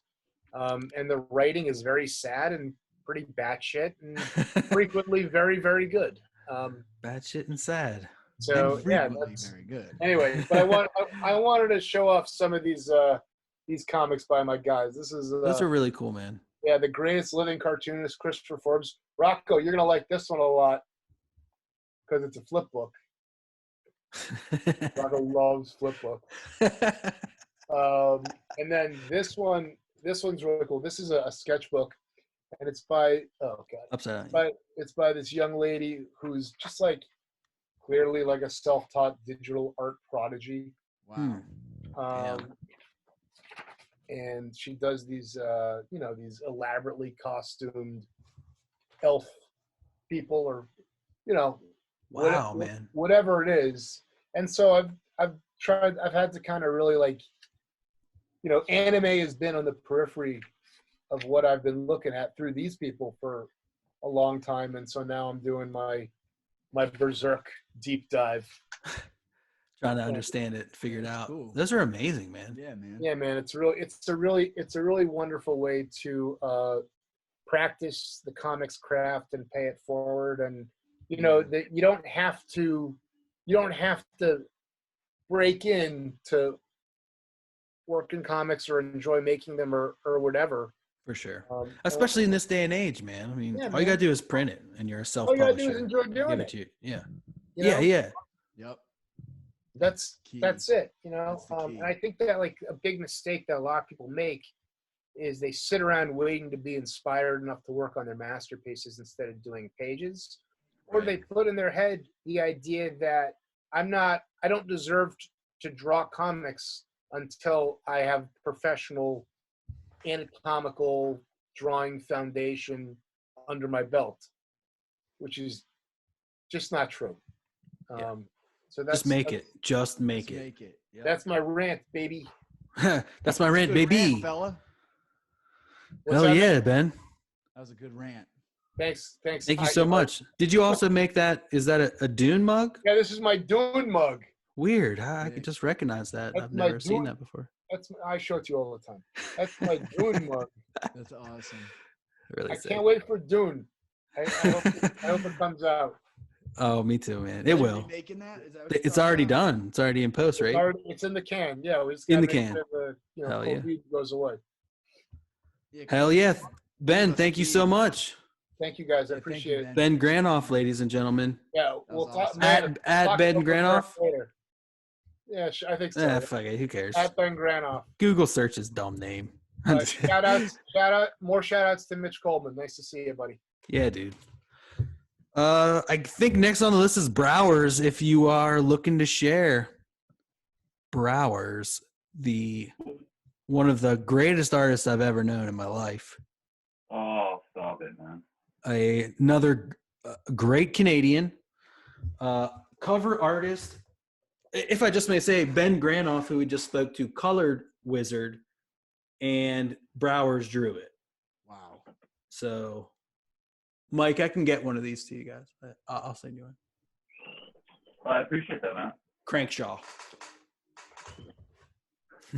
What do you want me to show and tell here? I'm sitting I see many things behind you already. There's a lot. There's a full-size Yoda. Yeah, there's a full-size Yoda. Are you working on some art right now? Yeah, I'm working on the image grand design cover and a couple pages. I think that everyone would love to see that. Oh my God. See, guys? See what I'm saying? So what's the female character's name? Angela. Oh, that's Angela? Yeah, I always said Angela, like an emphasis on the angel part. I always said Angela. But you think it's just pronounced Angela? I don't know. That's how it's spelled. I threw a Spawn on a pinup piece. So I didn't want to do Spawn again on the cover. Oh, shit. There's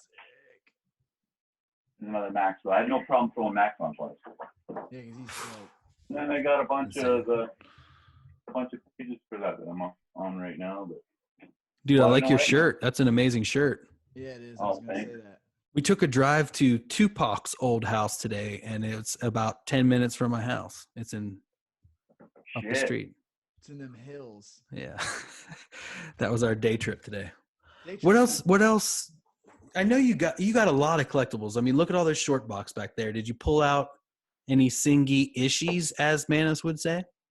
I can do that. Singy ishies? I'll show you a couple crown jewels now. Yeah, crown jewels. Look at this Fantastic Four in the background.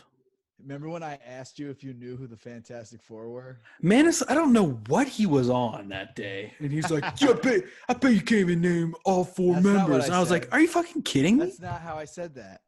How did you say it then? I said it more not that sarcastically. It was an honest question that I took major offense to. I said, can you even name the four members of the Fantastic Four? And I said, yes. No, you went. That Skrull girl. No, you went. The weird hawk guy from FF. The dragon. Are you fucking serious? That's what you said. I was pissed. I don't know. I thought I was serious. I don't know why either. Favorite is a Frazetta cover, Famous Funny. Oh wow, it's one of Frazetta's first published works. Yeah, man. Yeah.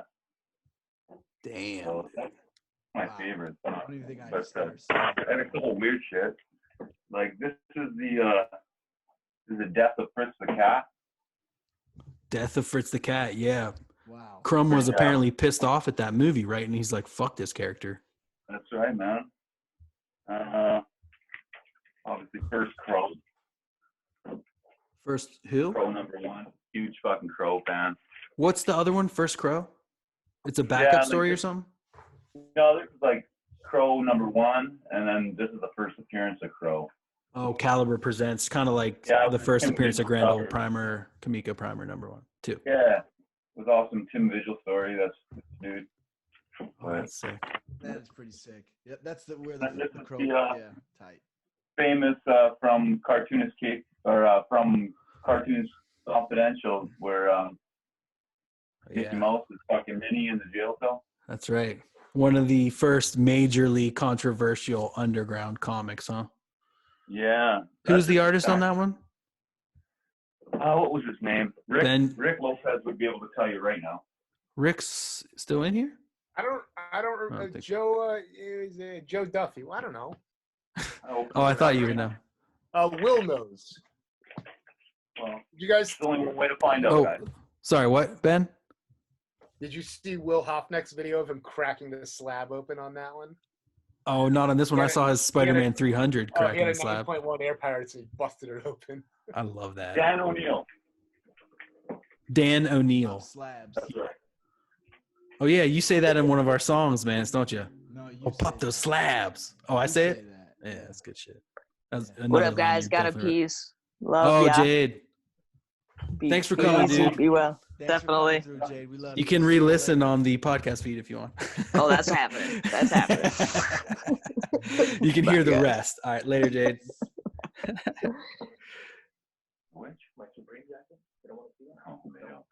My son was asking if you guys wanted to see his new Supreme jacket. He's like, "Are you sure?" Sure, We're dude. Yeah, let's see it. Let me see it. We're good, dude. But Hell yeah, Brouwers. like Craig was saying, like, I fucking enjoyed this immensely. Every night getting together and zooming and getting the creative juices flowing. And then you come on, Eli usually at around midnight and get a dance party going, which is sweet. You got that, like Buddy brought up earlier. You got me hooked on Arrested Development. I know. I was psyched that I could convey that band to you, and then for you also to hear Gino talk about how he did it for me. And we even went and saw him for the first time. When we saw him, I saw him at the 930 Club in Washington, D.C. Nice. With Gino and shit. That's tight. It was sick.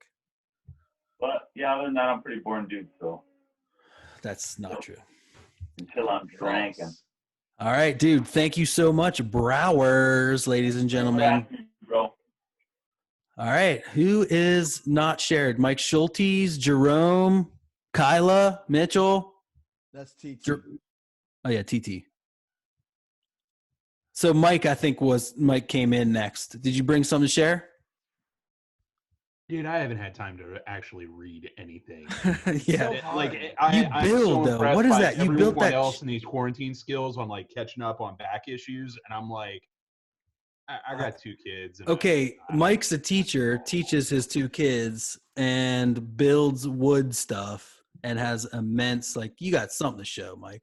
Is that a ship that you built in the background there? Yeah, man. I got okay. Yes, man. So. An old wooden ship. No, actually, it's from the Ninjago movie. Holy shit, though! Look at that. That's fire, yeah. Legos are tight. Dude, I saw this guy online who, during quarantine, rebuilt 20 sets from 20 different episodes of Star Trek: The Next Generation. He built 20 different scenes from Star Trek TNG in Lego. I think I saw that one too. You did? I almost sent it to you, and I was like, he's seen this for sure. All right. That'll make a minute for. I don't have a minute to get through an issue, but somehow it's I can always watch a video on the shitter. I'm just saying. It's hard to read back issues, man. I thought I'd have polished off the stack of back issues I had, and they doubled today because I went and got all the books that were waiting for me. Oh, you finally picked up your pulls. But I was worried I wasn't going to get Amazing 42, but it was there. I just hate it when things like this happen. There becomes that issue that becomes extremely hard to get, Yeah. Something like this has definitely caused some comics to be hard to get. And especially the first ones. Now, I read today they're saying something like May something. May comics are coming back. Yeah. Chris was saying that in the spot today. Yeah. So that's awesome. Comics are coming back. All right, Mike. Thank you so much, dude. No problem, man. Thanks for doing all this, man. This is really cool. Yeah, dude. We'll have to do it again. We're going to do it again. We're going to definitely. All right. Back to Mute Jersey. Mute Jersey. All right, Mitchell Coleman, dude. After all those shout outs, dude, what's up? What'd you bring? How's it going? Obviously enough, I'm just the guy that's been around since the beginning and just did my own thing here and there. I'm probably the least creative person in the kayfabe group. But you don't need to be creative. All you got to do is love comics, man. You obviously do a ton. I mean, I kind of had to move into my guest room because my folks upstairs are watching television and they got a sound bar. So ironically enough, I'm right by my collection. It was already moved. I guess I could show you that. Yeah. What'd you bring? Some stuff. Because you're always posting. You always know. I mean, you know the good books. So let's see. I got this. Before Eclipse Comics went out of business, and I didn't know who they were. I got this when the Will Smith I Am Legend came out. This is the adaptation of Richard Matheson's I Am Legend, adapted by Steve Niles, and art by Elman Brown, who did a lot of covers for Punisher in the 90s. Here, I'll show you some of the artwork. Yeah, that art is crazy. Oh wow, really sketchy and moody, and that same style continues through the whole trade there. Oh yeah, it's a 3-issue series. Follows the book from beat for beat. It pretty much from takes elements from the Vincent Price movie, even the Charles Heston film by making Robert Neville fall in love with a black woman, kind of like when that movie was controversial at the time because it was the first biracial kiss in film. Mm. And the first one on TV was Captain Kirk. And this was my first introduction to Steve Niles. I'm a big fan of his work, and he kind of got me into find out about Kelly Jones and other horror artists over the time. I also got these Sam and Max, which ironically enough, Fish Rat Productions was actually a Comico still. And then what's weird about this series is it never reached to more than one issue. It went from Fish Wrap, Comico, and Epic Comics. And this issue in particular was adapted for an episode in the cartoon series back in 1998. Right, they made a cartoon out of that, I remember. Yeah. Just one season though, too. It's really interesting that they did that for such a smaller comic.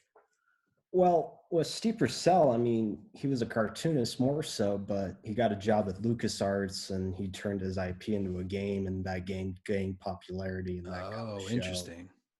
And then got a comic. And there's no way you're going to get the hardbacks from the 1995 version or the 2007. You're probably going to be spending around like $500 on those for really low print. Damn. He tabled next to the dude that me and Manus worked for last year at San Diego Comic-Con, so we got to see and meet him that year, and actually scored a poster for Gene Green there in the group because he was like, yo, if you see him, check him out. But so sad that there's no Comic-Con like that. But yeah, pretty much I know you've wanted me to do something for the Wizard magazine and then everything back in October, and I'm like, I don't know what to do. I mean, you're one of the first members, one of the early group people, so I was like, you definitely should get in on this shit. I mean, if you want me for the image grand design, I could do something. I said to someone, do you want somebody for Grifter? I could do something for Grifter. I mean, are you an artist though? An artist. You're not? I mean, I might. I'm 50-50 on that. Maybe Wizard 2 would be better. We could write together about like a list, like top 5 these comics, or we could do like a Wizard article. Right. But I'd been collecting comics since 2002 when Batman Hush was about to end, and that was my first issue. That was issue 617. Yep. Hell yeah. Batman Hush. That's what I started buying that because of that. Talking to your mic, Manus. Oh, sorry. No, Batman Hush was fun. That 608 or 607, whichever the first issue of that story arc is. That cover with him like all ninja kicked out. I love that. And that was all Jim Lee stuff too, huh? Yeah, it was Jim Lee Batman. I bought that like the 2 hardcover graphic novels and the absolute of that. And I had all these Singy issues. Hell yeah. Hush. Cool, Mitchell. Thank you so much for coming and hanging out and having something to share, dude. Bro. Yeah, no problem. Have a good one, guys. Yeah, dude. Stick around. Let's see. Jerome Cabanatan. Thomas Elliott or Dr. Elliott. What was the doctor's name that was Hush? What was his real name? Something Elliott. I can't remember. I don't remember. Anybody got that info? Access library computer data. Could. I mean, you don't have to. All right, Jerome, did you bring something to show us? What's up? Karate Master. I see you guys' collections, and like my collection is like, it's pretty whack. It's just like pretty much from high school, like because I collected when I was a kid. It was mostly like the John Byrne, Chris Claremont X-Men stuff. The X-Men that I got from my brother. I got from my older brother. but they were old. They were old like bootleg reprints from the Philippines. So the back of it had like all like Filipino ads and like stories for like folk tales. But I got the stories. The colors are probably all fucked up. That's probably why I can't color. But yeah. And were they in English or they were also in Philippine? No. They were in English, and even if they were in something else, I was looking at pictures. I was like, I'm not reading. When the guy with the claws gonna slash somebody, but he's always falling in love, getting hurt, and his heart broken and all that shit. Okay? I got mixed feelings about Wolverine, but this is just the one thing that like it's a pretty whack book, but I thought maybe you guys, I don't know, like I see it a lot, people making fun of it, but it's The Turtles Teach Karate. Oh, I found it in a dollar bin. Eli, do you have that? I don't have that. Wow, you're embarrassed. It's one of them Solson bad boys. I want the ones with all like the weapons so they can teach the killing. But right, each character has their own karate. Yeah, each character has their own thing. But like it looks alright. And it's got Kevin Eastman and Peter Laird stuff in there too, or no? It gets the job done. It's basically intro karate class. And for those of you who don't know, Jerome does teach karate classes in real life and over Zoom. Yeah, so I teach, like, that's the thing. I teach taekwondo on a like that's my profession. I'll run after school programs. I make comics for the kids. So this is like the little mini graphic novel that I have for the kids in the after school program. Teach them how to do some stuff. But no, I didn't really know how to do comics. I just did it. I just did it because I didn't want to. I don't have the skills to sit at a desk. My skill is to do taekwondo and to teach taekwondo. So you did like what Ben said to do, which was just make it. Yeah. Just make it. That's what I did. It was actually what it was I had to start an after school program because like I was normally like a high performance coach. So like coaching at like world championships and things like that. Like that's what I do. That's what I did. But there's no money in that, right? There's no money in that. So like when I stopped fighting, it was like, all right, I have to, I gotta make money, and I can't just go to the guys that want to go to the Olympics because that sucks your money, right? So I started an after school program, tried to make a poster, I looked up on the internet like taekwondo cartoons or martial arts cartoons, and every picture was another school was using it. And I was like, I don't want to get confused with it. So I'm just going to fucking make it. So then I just made it. Kids asked questions about it. I made up answers on the spot. And then I wrote myself into a story, and I was like, I got to make it now. So then I just made it. And then I didn't know what I was doing. I did it on Illustrator with my finger.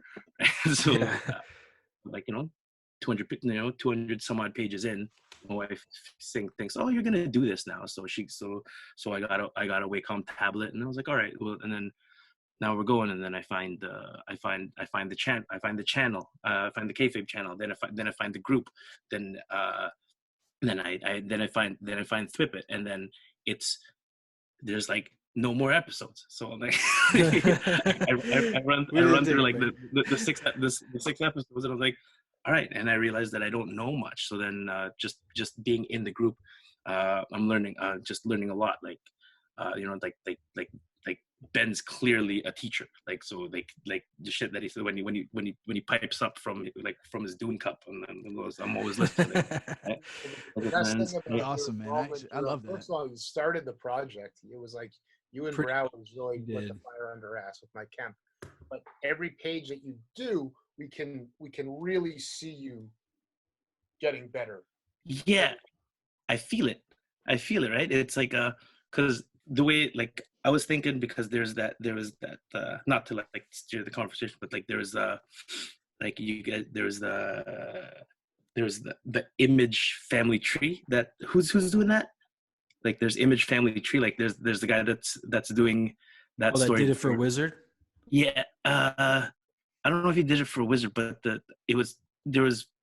I saw some posts up on Grixty did that or whatever. Yeah, he posted as well. And I was like, look, these are sick. Like, and I was thinking about, what about like the Image Grand Design family tree, just to kind of like break it down panel by panel of like what happened. Like the show started, right? The show started. So Eli made a book. Right? The show started. Eli made a book. One of the episodes on the show was them talking about this. So Michael made a cover. Jerome saw the cover, so he made a page. Dave saw the page, so he made a cover. Yeah. And then you bring Eli and Rocko and Greg, and then right, and then it just shot up, right? Because it was only there because like I didn't know what to make, and it's just like right there. And I just found the experience really, really cool. Like I don't know, everyone's pages that's coming up, I'm actually just taking, and I'm tracing over it and trying to figure out figure the out tricks out. Yeah. Like Ben's cartoony style, like that. Well, you also had the really good experience of having your pencils, your layouts be inked by like an incredible artist. Chris Anderson is his name, right? Chris Anderson. Like I was happy. Like I just did it, and then so that was it. Like once this quarantine hit, I couldn't really teach classes. Like I couldn't go out, and that was basically my day. I'd go from taking kids from after school, teaching them, and then waiting until like the guys that are like on national teams show up at the end of the night, and then like that's my day. I take care of my kids in the day, and then I take care of other people's kids in the afternoon and in the evening. Like that's usually what I did. But then you get trapped here. I was like, okay, fuck it, I'll just start drawing some stuff, and that's how like basically the project started, because I didn't know what I was doing, and I figured everybody else did, and I've been just picking it up from there, like and everyone's kind of playing off of each other, and I'm trying to like really like a school. It's like I think that everyone who's involved is unable to not learn something or feel encouraged or feel something. Yeah, we're all like, I think we're all better.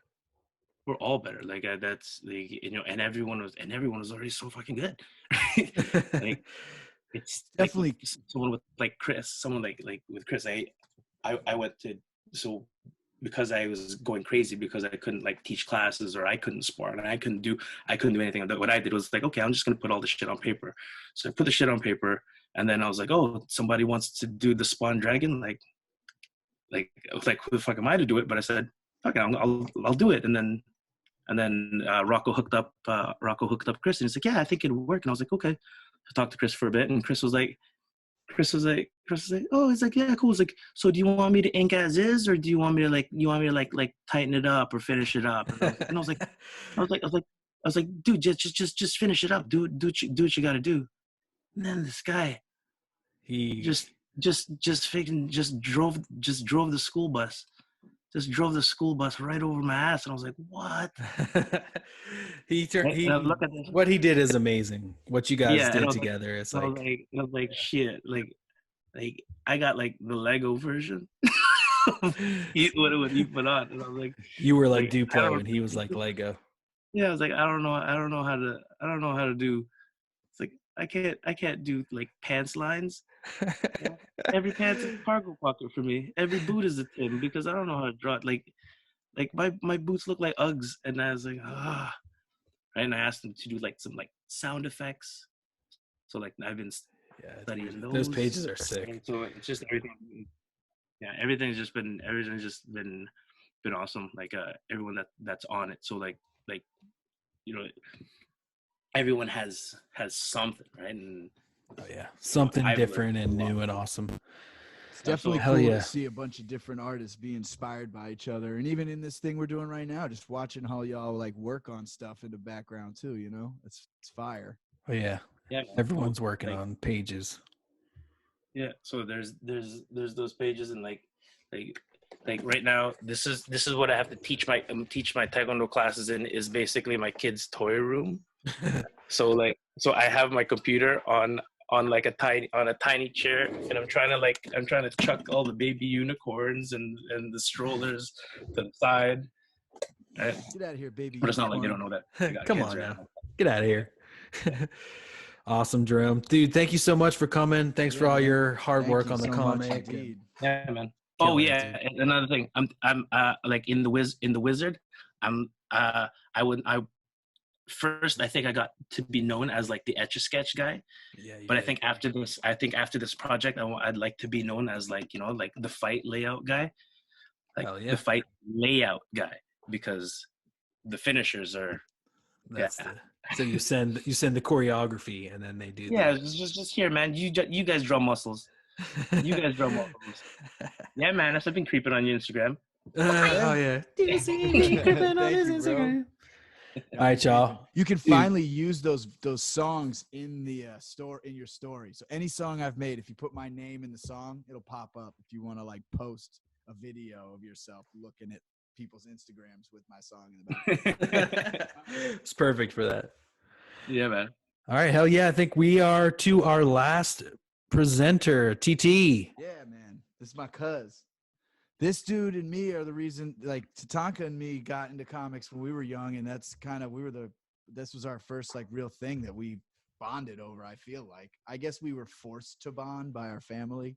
Like, related will do that to you, yeah. But dude, like, we read so many comic books growing up as a kid.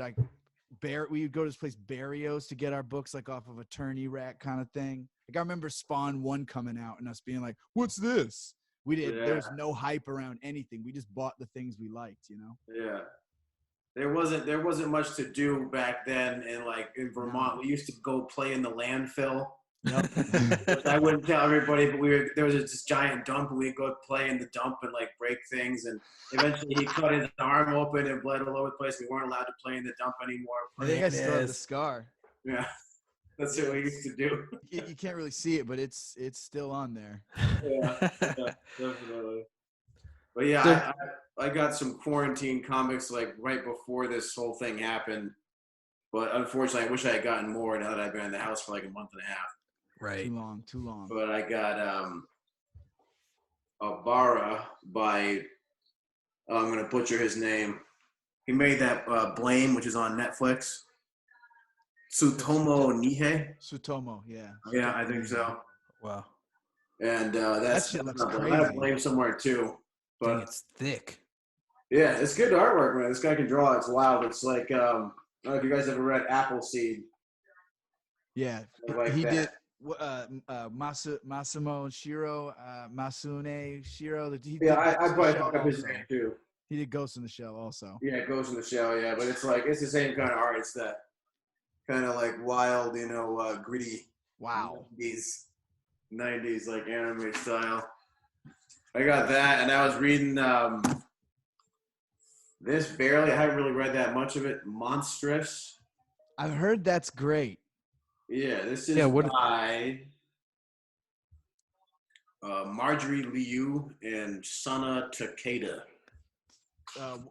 Somebody who goes to the alternate universe actually told me I should read that, and I was like, I'm just gonna read Marvel books. That's probably what I said. It's pretty good so far. Is that like the first volume? Yeah, that's the first one. You don't want to start. I don't know if there are any other ones. I'm not sure. That's probably the first collection so far, because I'm pretty sure that's a newer book. Yeah. I was reading Mammon by Michael Haig. It's pretty weird. Mammon. Whoa. Yeah. And then you kind of like strange Mammon. Like strange kind of goth stuff, but extremely bizarre artwork. Fun. Whoa. Mammon. That is some bizarre work. I should have gotten so many more of these than I did, but I didn't think it was going to be a crazy thing. I got this before the stuff even happened. And you're still up in Vermont, or you're up in Vermont? Yeah, I'm in Vermont. I moved back from New York a couple of years ago, like 4 years ago now, at least. But I've been up here for a minute. Built a house and everything. Me and my lady live in Lincoln, and the house was done in like last winter in November. So we finished the house. Nice. That's awesome, dude. So you went up to Earth Prime to get all this? I did, and then I got this other one, weirdly enough, from my dad, but it was like a controversial one. This was on Fantagraphics Books, which I have never heard of. Oh yeah, they're big indie publisher, dude. Yeah, Palestine comic books, very controversial, I'm sure. But that's all I got right now, and I was looking for Grendel Prime, which was like my favorite, Oh, the new Grendel series that's out, huh? I haven't No, seen that. he was probably looking for the old stuff, right? Yeah. I don't know if they made any new ones. I haven't seen any. Yeah, there's 4 issues into a new series that just Oh. was pushed back due to the virus.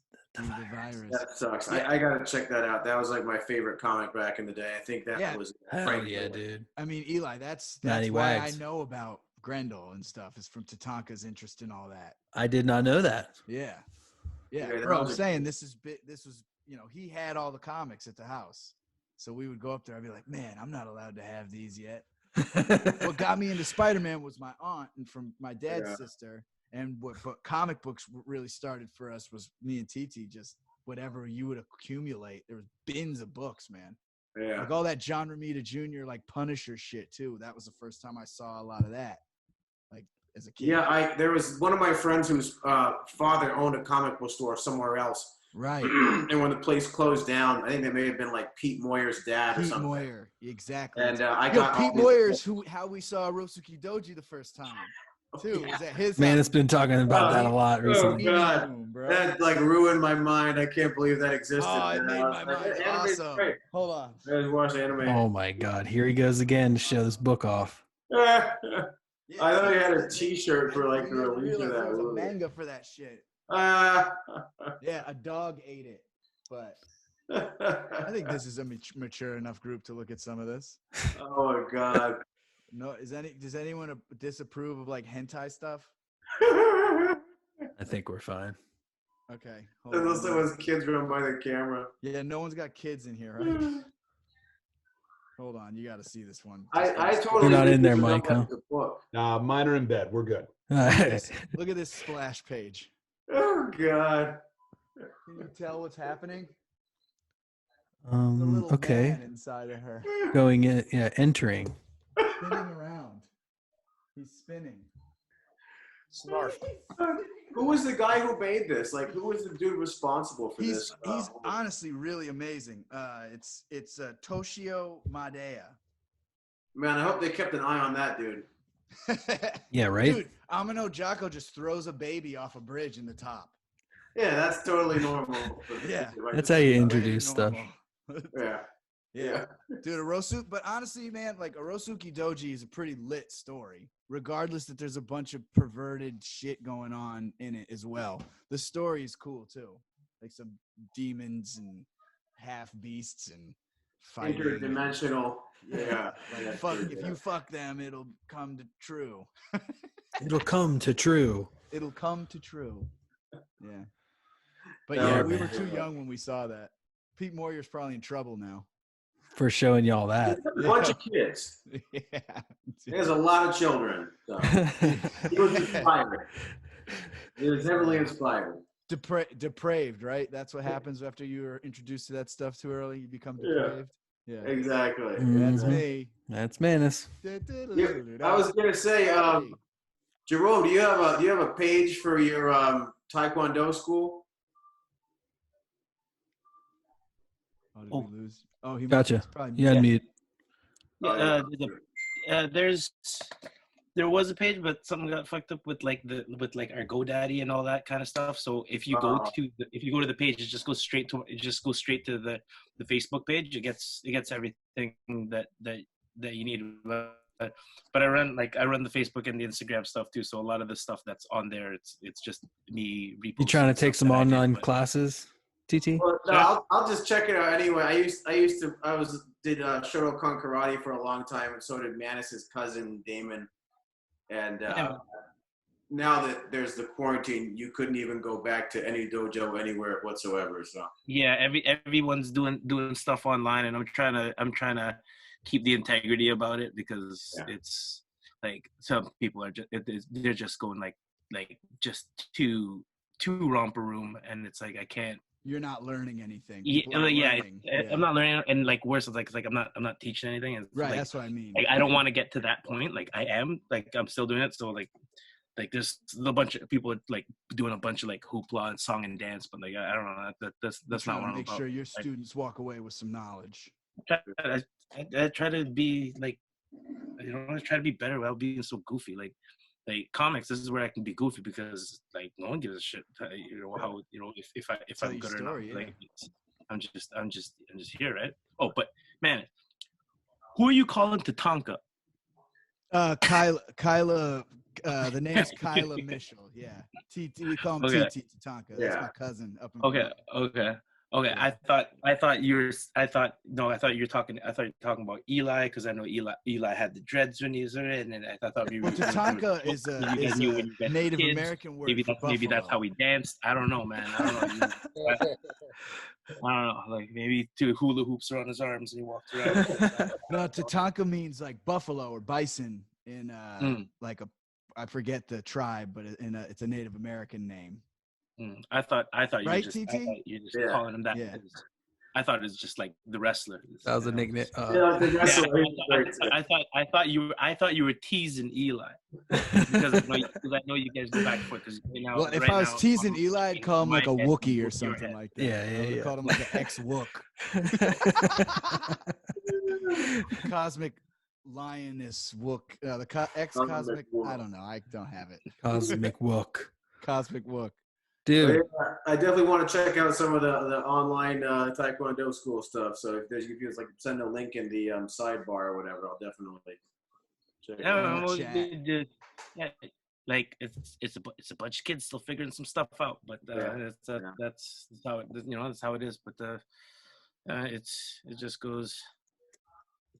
Hell this yeah. would be like the Instagram if you wanna figure out like the Instagram. It's there. You'll see stuff from either like a bunch of kids or like maybe some like highlights from like worlds or something like that. So, right. But, it's at least something. It's at least something to look at, and so now it's just all image grand design for now. Hell yeah. Right. Dude, thank you so much. TT Tatanka. Yeah, TT, thanks for pulling up, man. Yeah, dude. Appreciate you, bro. Thanks for staying the whole Definitely time. appreciate it, y'all. Well, it's cool you came in too, because as you actually showed up, I was like, honestly, Tatanka is one of the main reasons we read comics the way I do.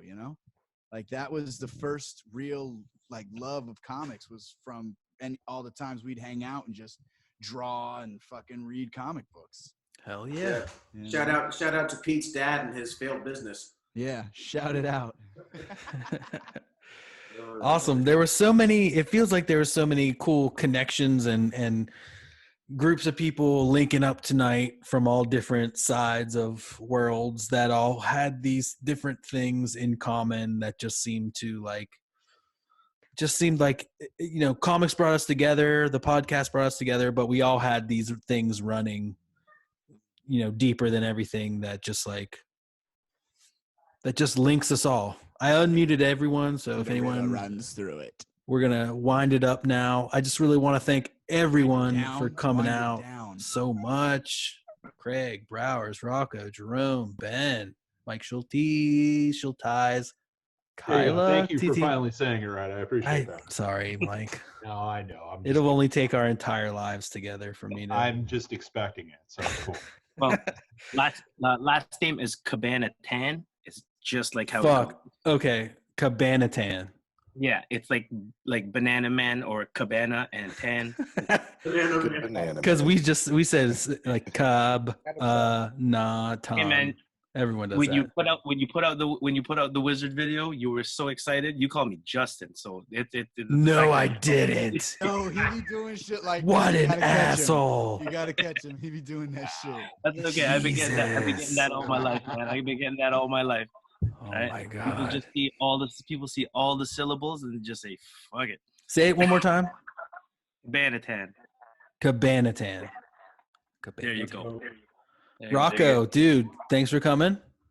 Hey man, this was like leaving the house. Almost felt like it did almost feel like that. Yeah, a little bit. Yeah, but like a conference. I just like live inside of my heart. You know what I'm saying? Man, I think this was a success, man. I do too. All the way live, man. He's all the way live. This was like ultra informative for me, and it was great to like finally meet all these guys that are adding all this creative juice to the things you've been doing too, and building up and the things you've been telling me about, and it's nice to like see everybody's face now, and and to see how everybody inspires each other, you know, all the artists like just lending hands and lending lessons, and everybody's learning stuff from each other. That's tight. It makes me want to draw. Like this is what I can draw. Hey, man, don't beat yourself up, buddy. Everybody does something, all right? You gotta start something. Working on this design thing, the very first day that I felt good about anything, many days ago, like 40 days ago, was when we started working on this image grand designer. I kind of got like drafted into the army by Craig. I can't wait. I cannot wait to see it, man. It's gonna be exciting, dude. Craig said to me, he was like, "Hey, man, I bet you like Bruce Lee." And I said, "As a matter of fact, I do." He said, "I bet you also like Jack Kirby." Yeah, I guess I'm a quick study. And then Craig said, "Did you know that Jack Kirby did an Image comic book featuring Bruce Lee?" And my mind was blown. Yeah, mine too. That's crazy. Right? Yeah. I just changed your life. Me too. Yeah, a little bit. After that. What's that book called again? Phantom Force. Say it again. Phantom Force. Phantom Force. Banana Force. Yeah. Banana Force. Well, Paul Manafort. As soon as that came out, it was just like, oh man. And I went to bed and I was thinking about different things that Craig and I could do. And I had zero interest in those old Image books, man. I've spent more time thinking about Image in the first week of this project than I did my whole life up until that point, man. Because it wasn't my jam. So, you know, I kind of was maybe a little bit more of a sort of a snob about my tastes. And the thing that kind of changed it for me was Ed and Jim's show, because it's like, you know what, you can appreciate Dan Klaus and in some way Todd McFarlane, right? Mm-hmm. Sometimes I eat sushi. Sometimes I eat those Reese's peanut butter cups. Right. Yeah. Of course, dude. Peanut butter cup sushi, though. You had that? You multi-snack. Live till you've tasted seaweed wrapped chocolate. What you got to do is you take a Reese's cup and you put it inside of a King Dong, and then you eat that. King Dong. Man, yeah, man, you got those. Hostess mix, man. Yeah. Hell yeah. That sounds good. All right, guys. Thank you so much. We did about a 2-hour and 20-minute cast here, yeah, so that was pretty bomb. I'm gonna put it all out in one. If the Kayfabe guys can do it, we can do it. Yeah, man. I'm gonna do a Zoom after party, guys. Okay. And you send the link, and then you can send the link to everybody else. I'll do that. Talk to you shortly, bro. Thanks. This was awesome of you guys. You like, man, if you ever need me to fucking lay down some bars, you get at me. Okay. Oh yeah, dude. Brouwers is a good musician. Piano stuff, any type of.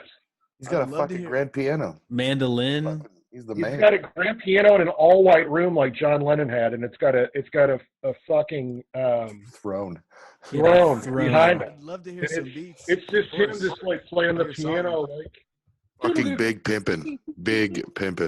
Yeah. Yeah, you blew my mind with that, man. I didn't see that coming. Well, so I'm a man of mystery. Yeah, he is.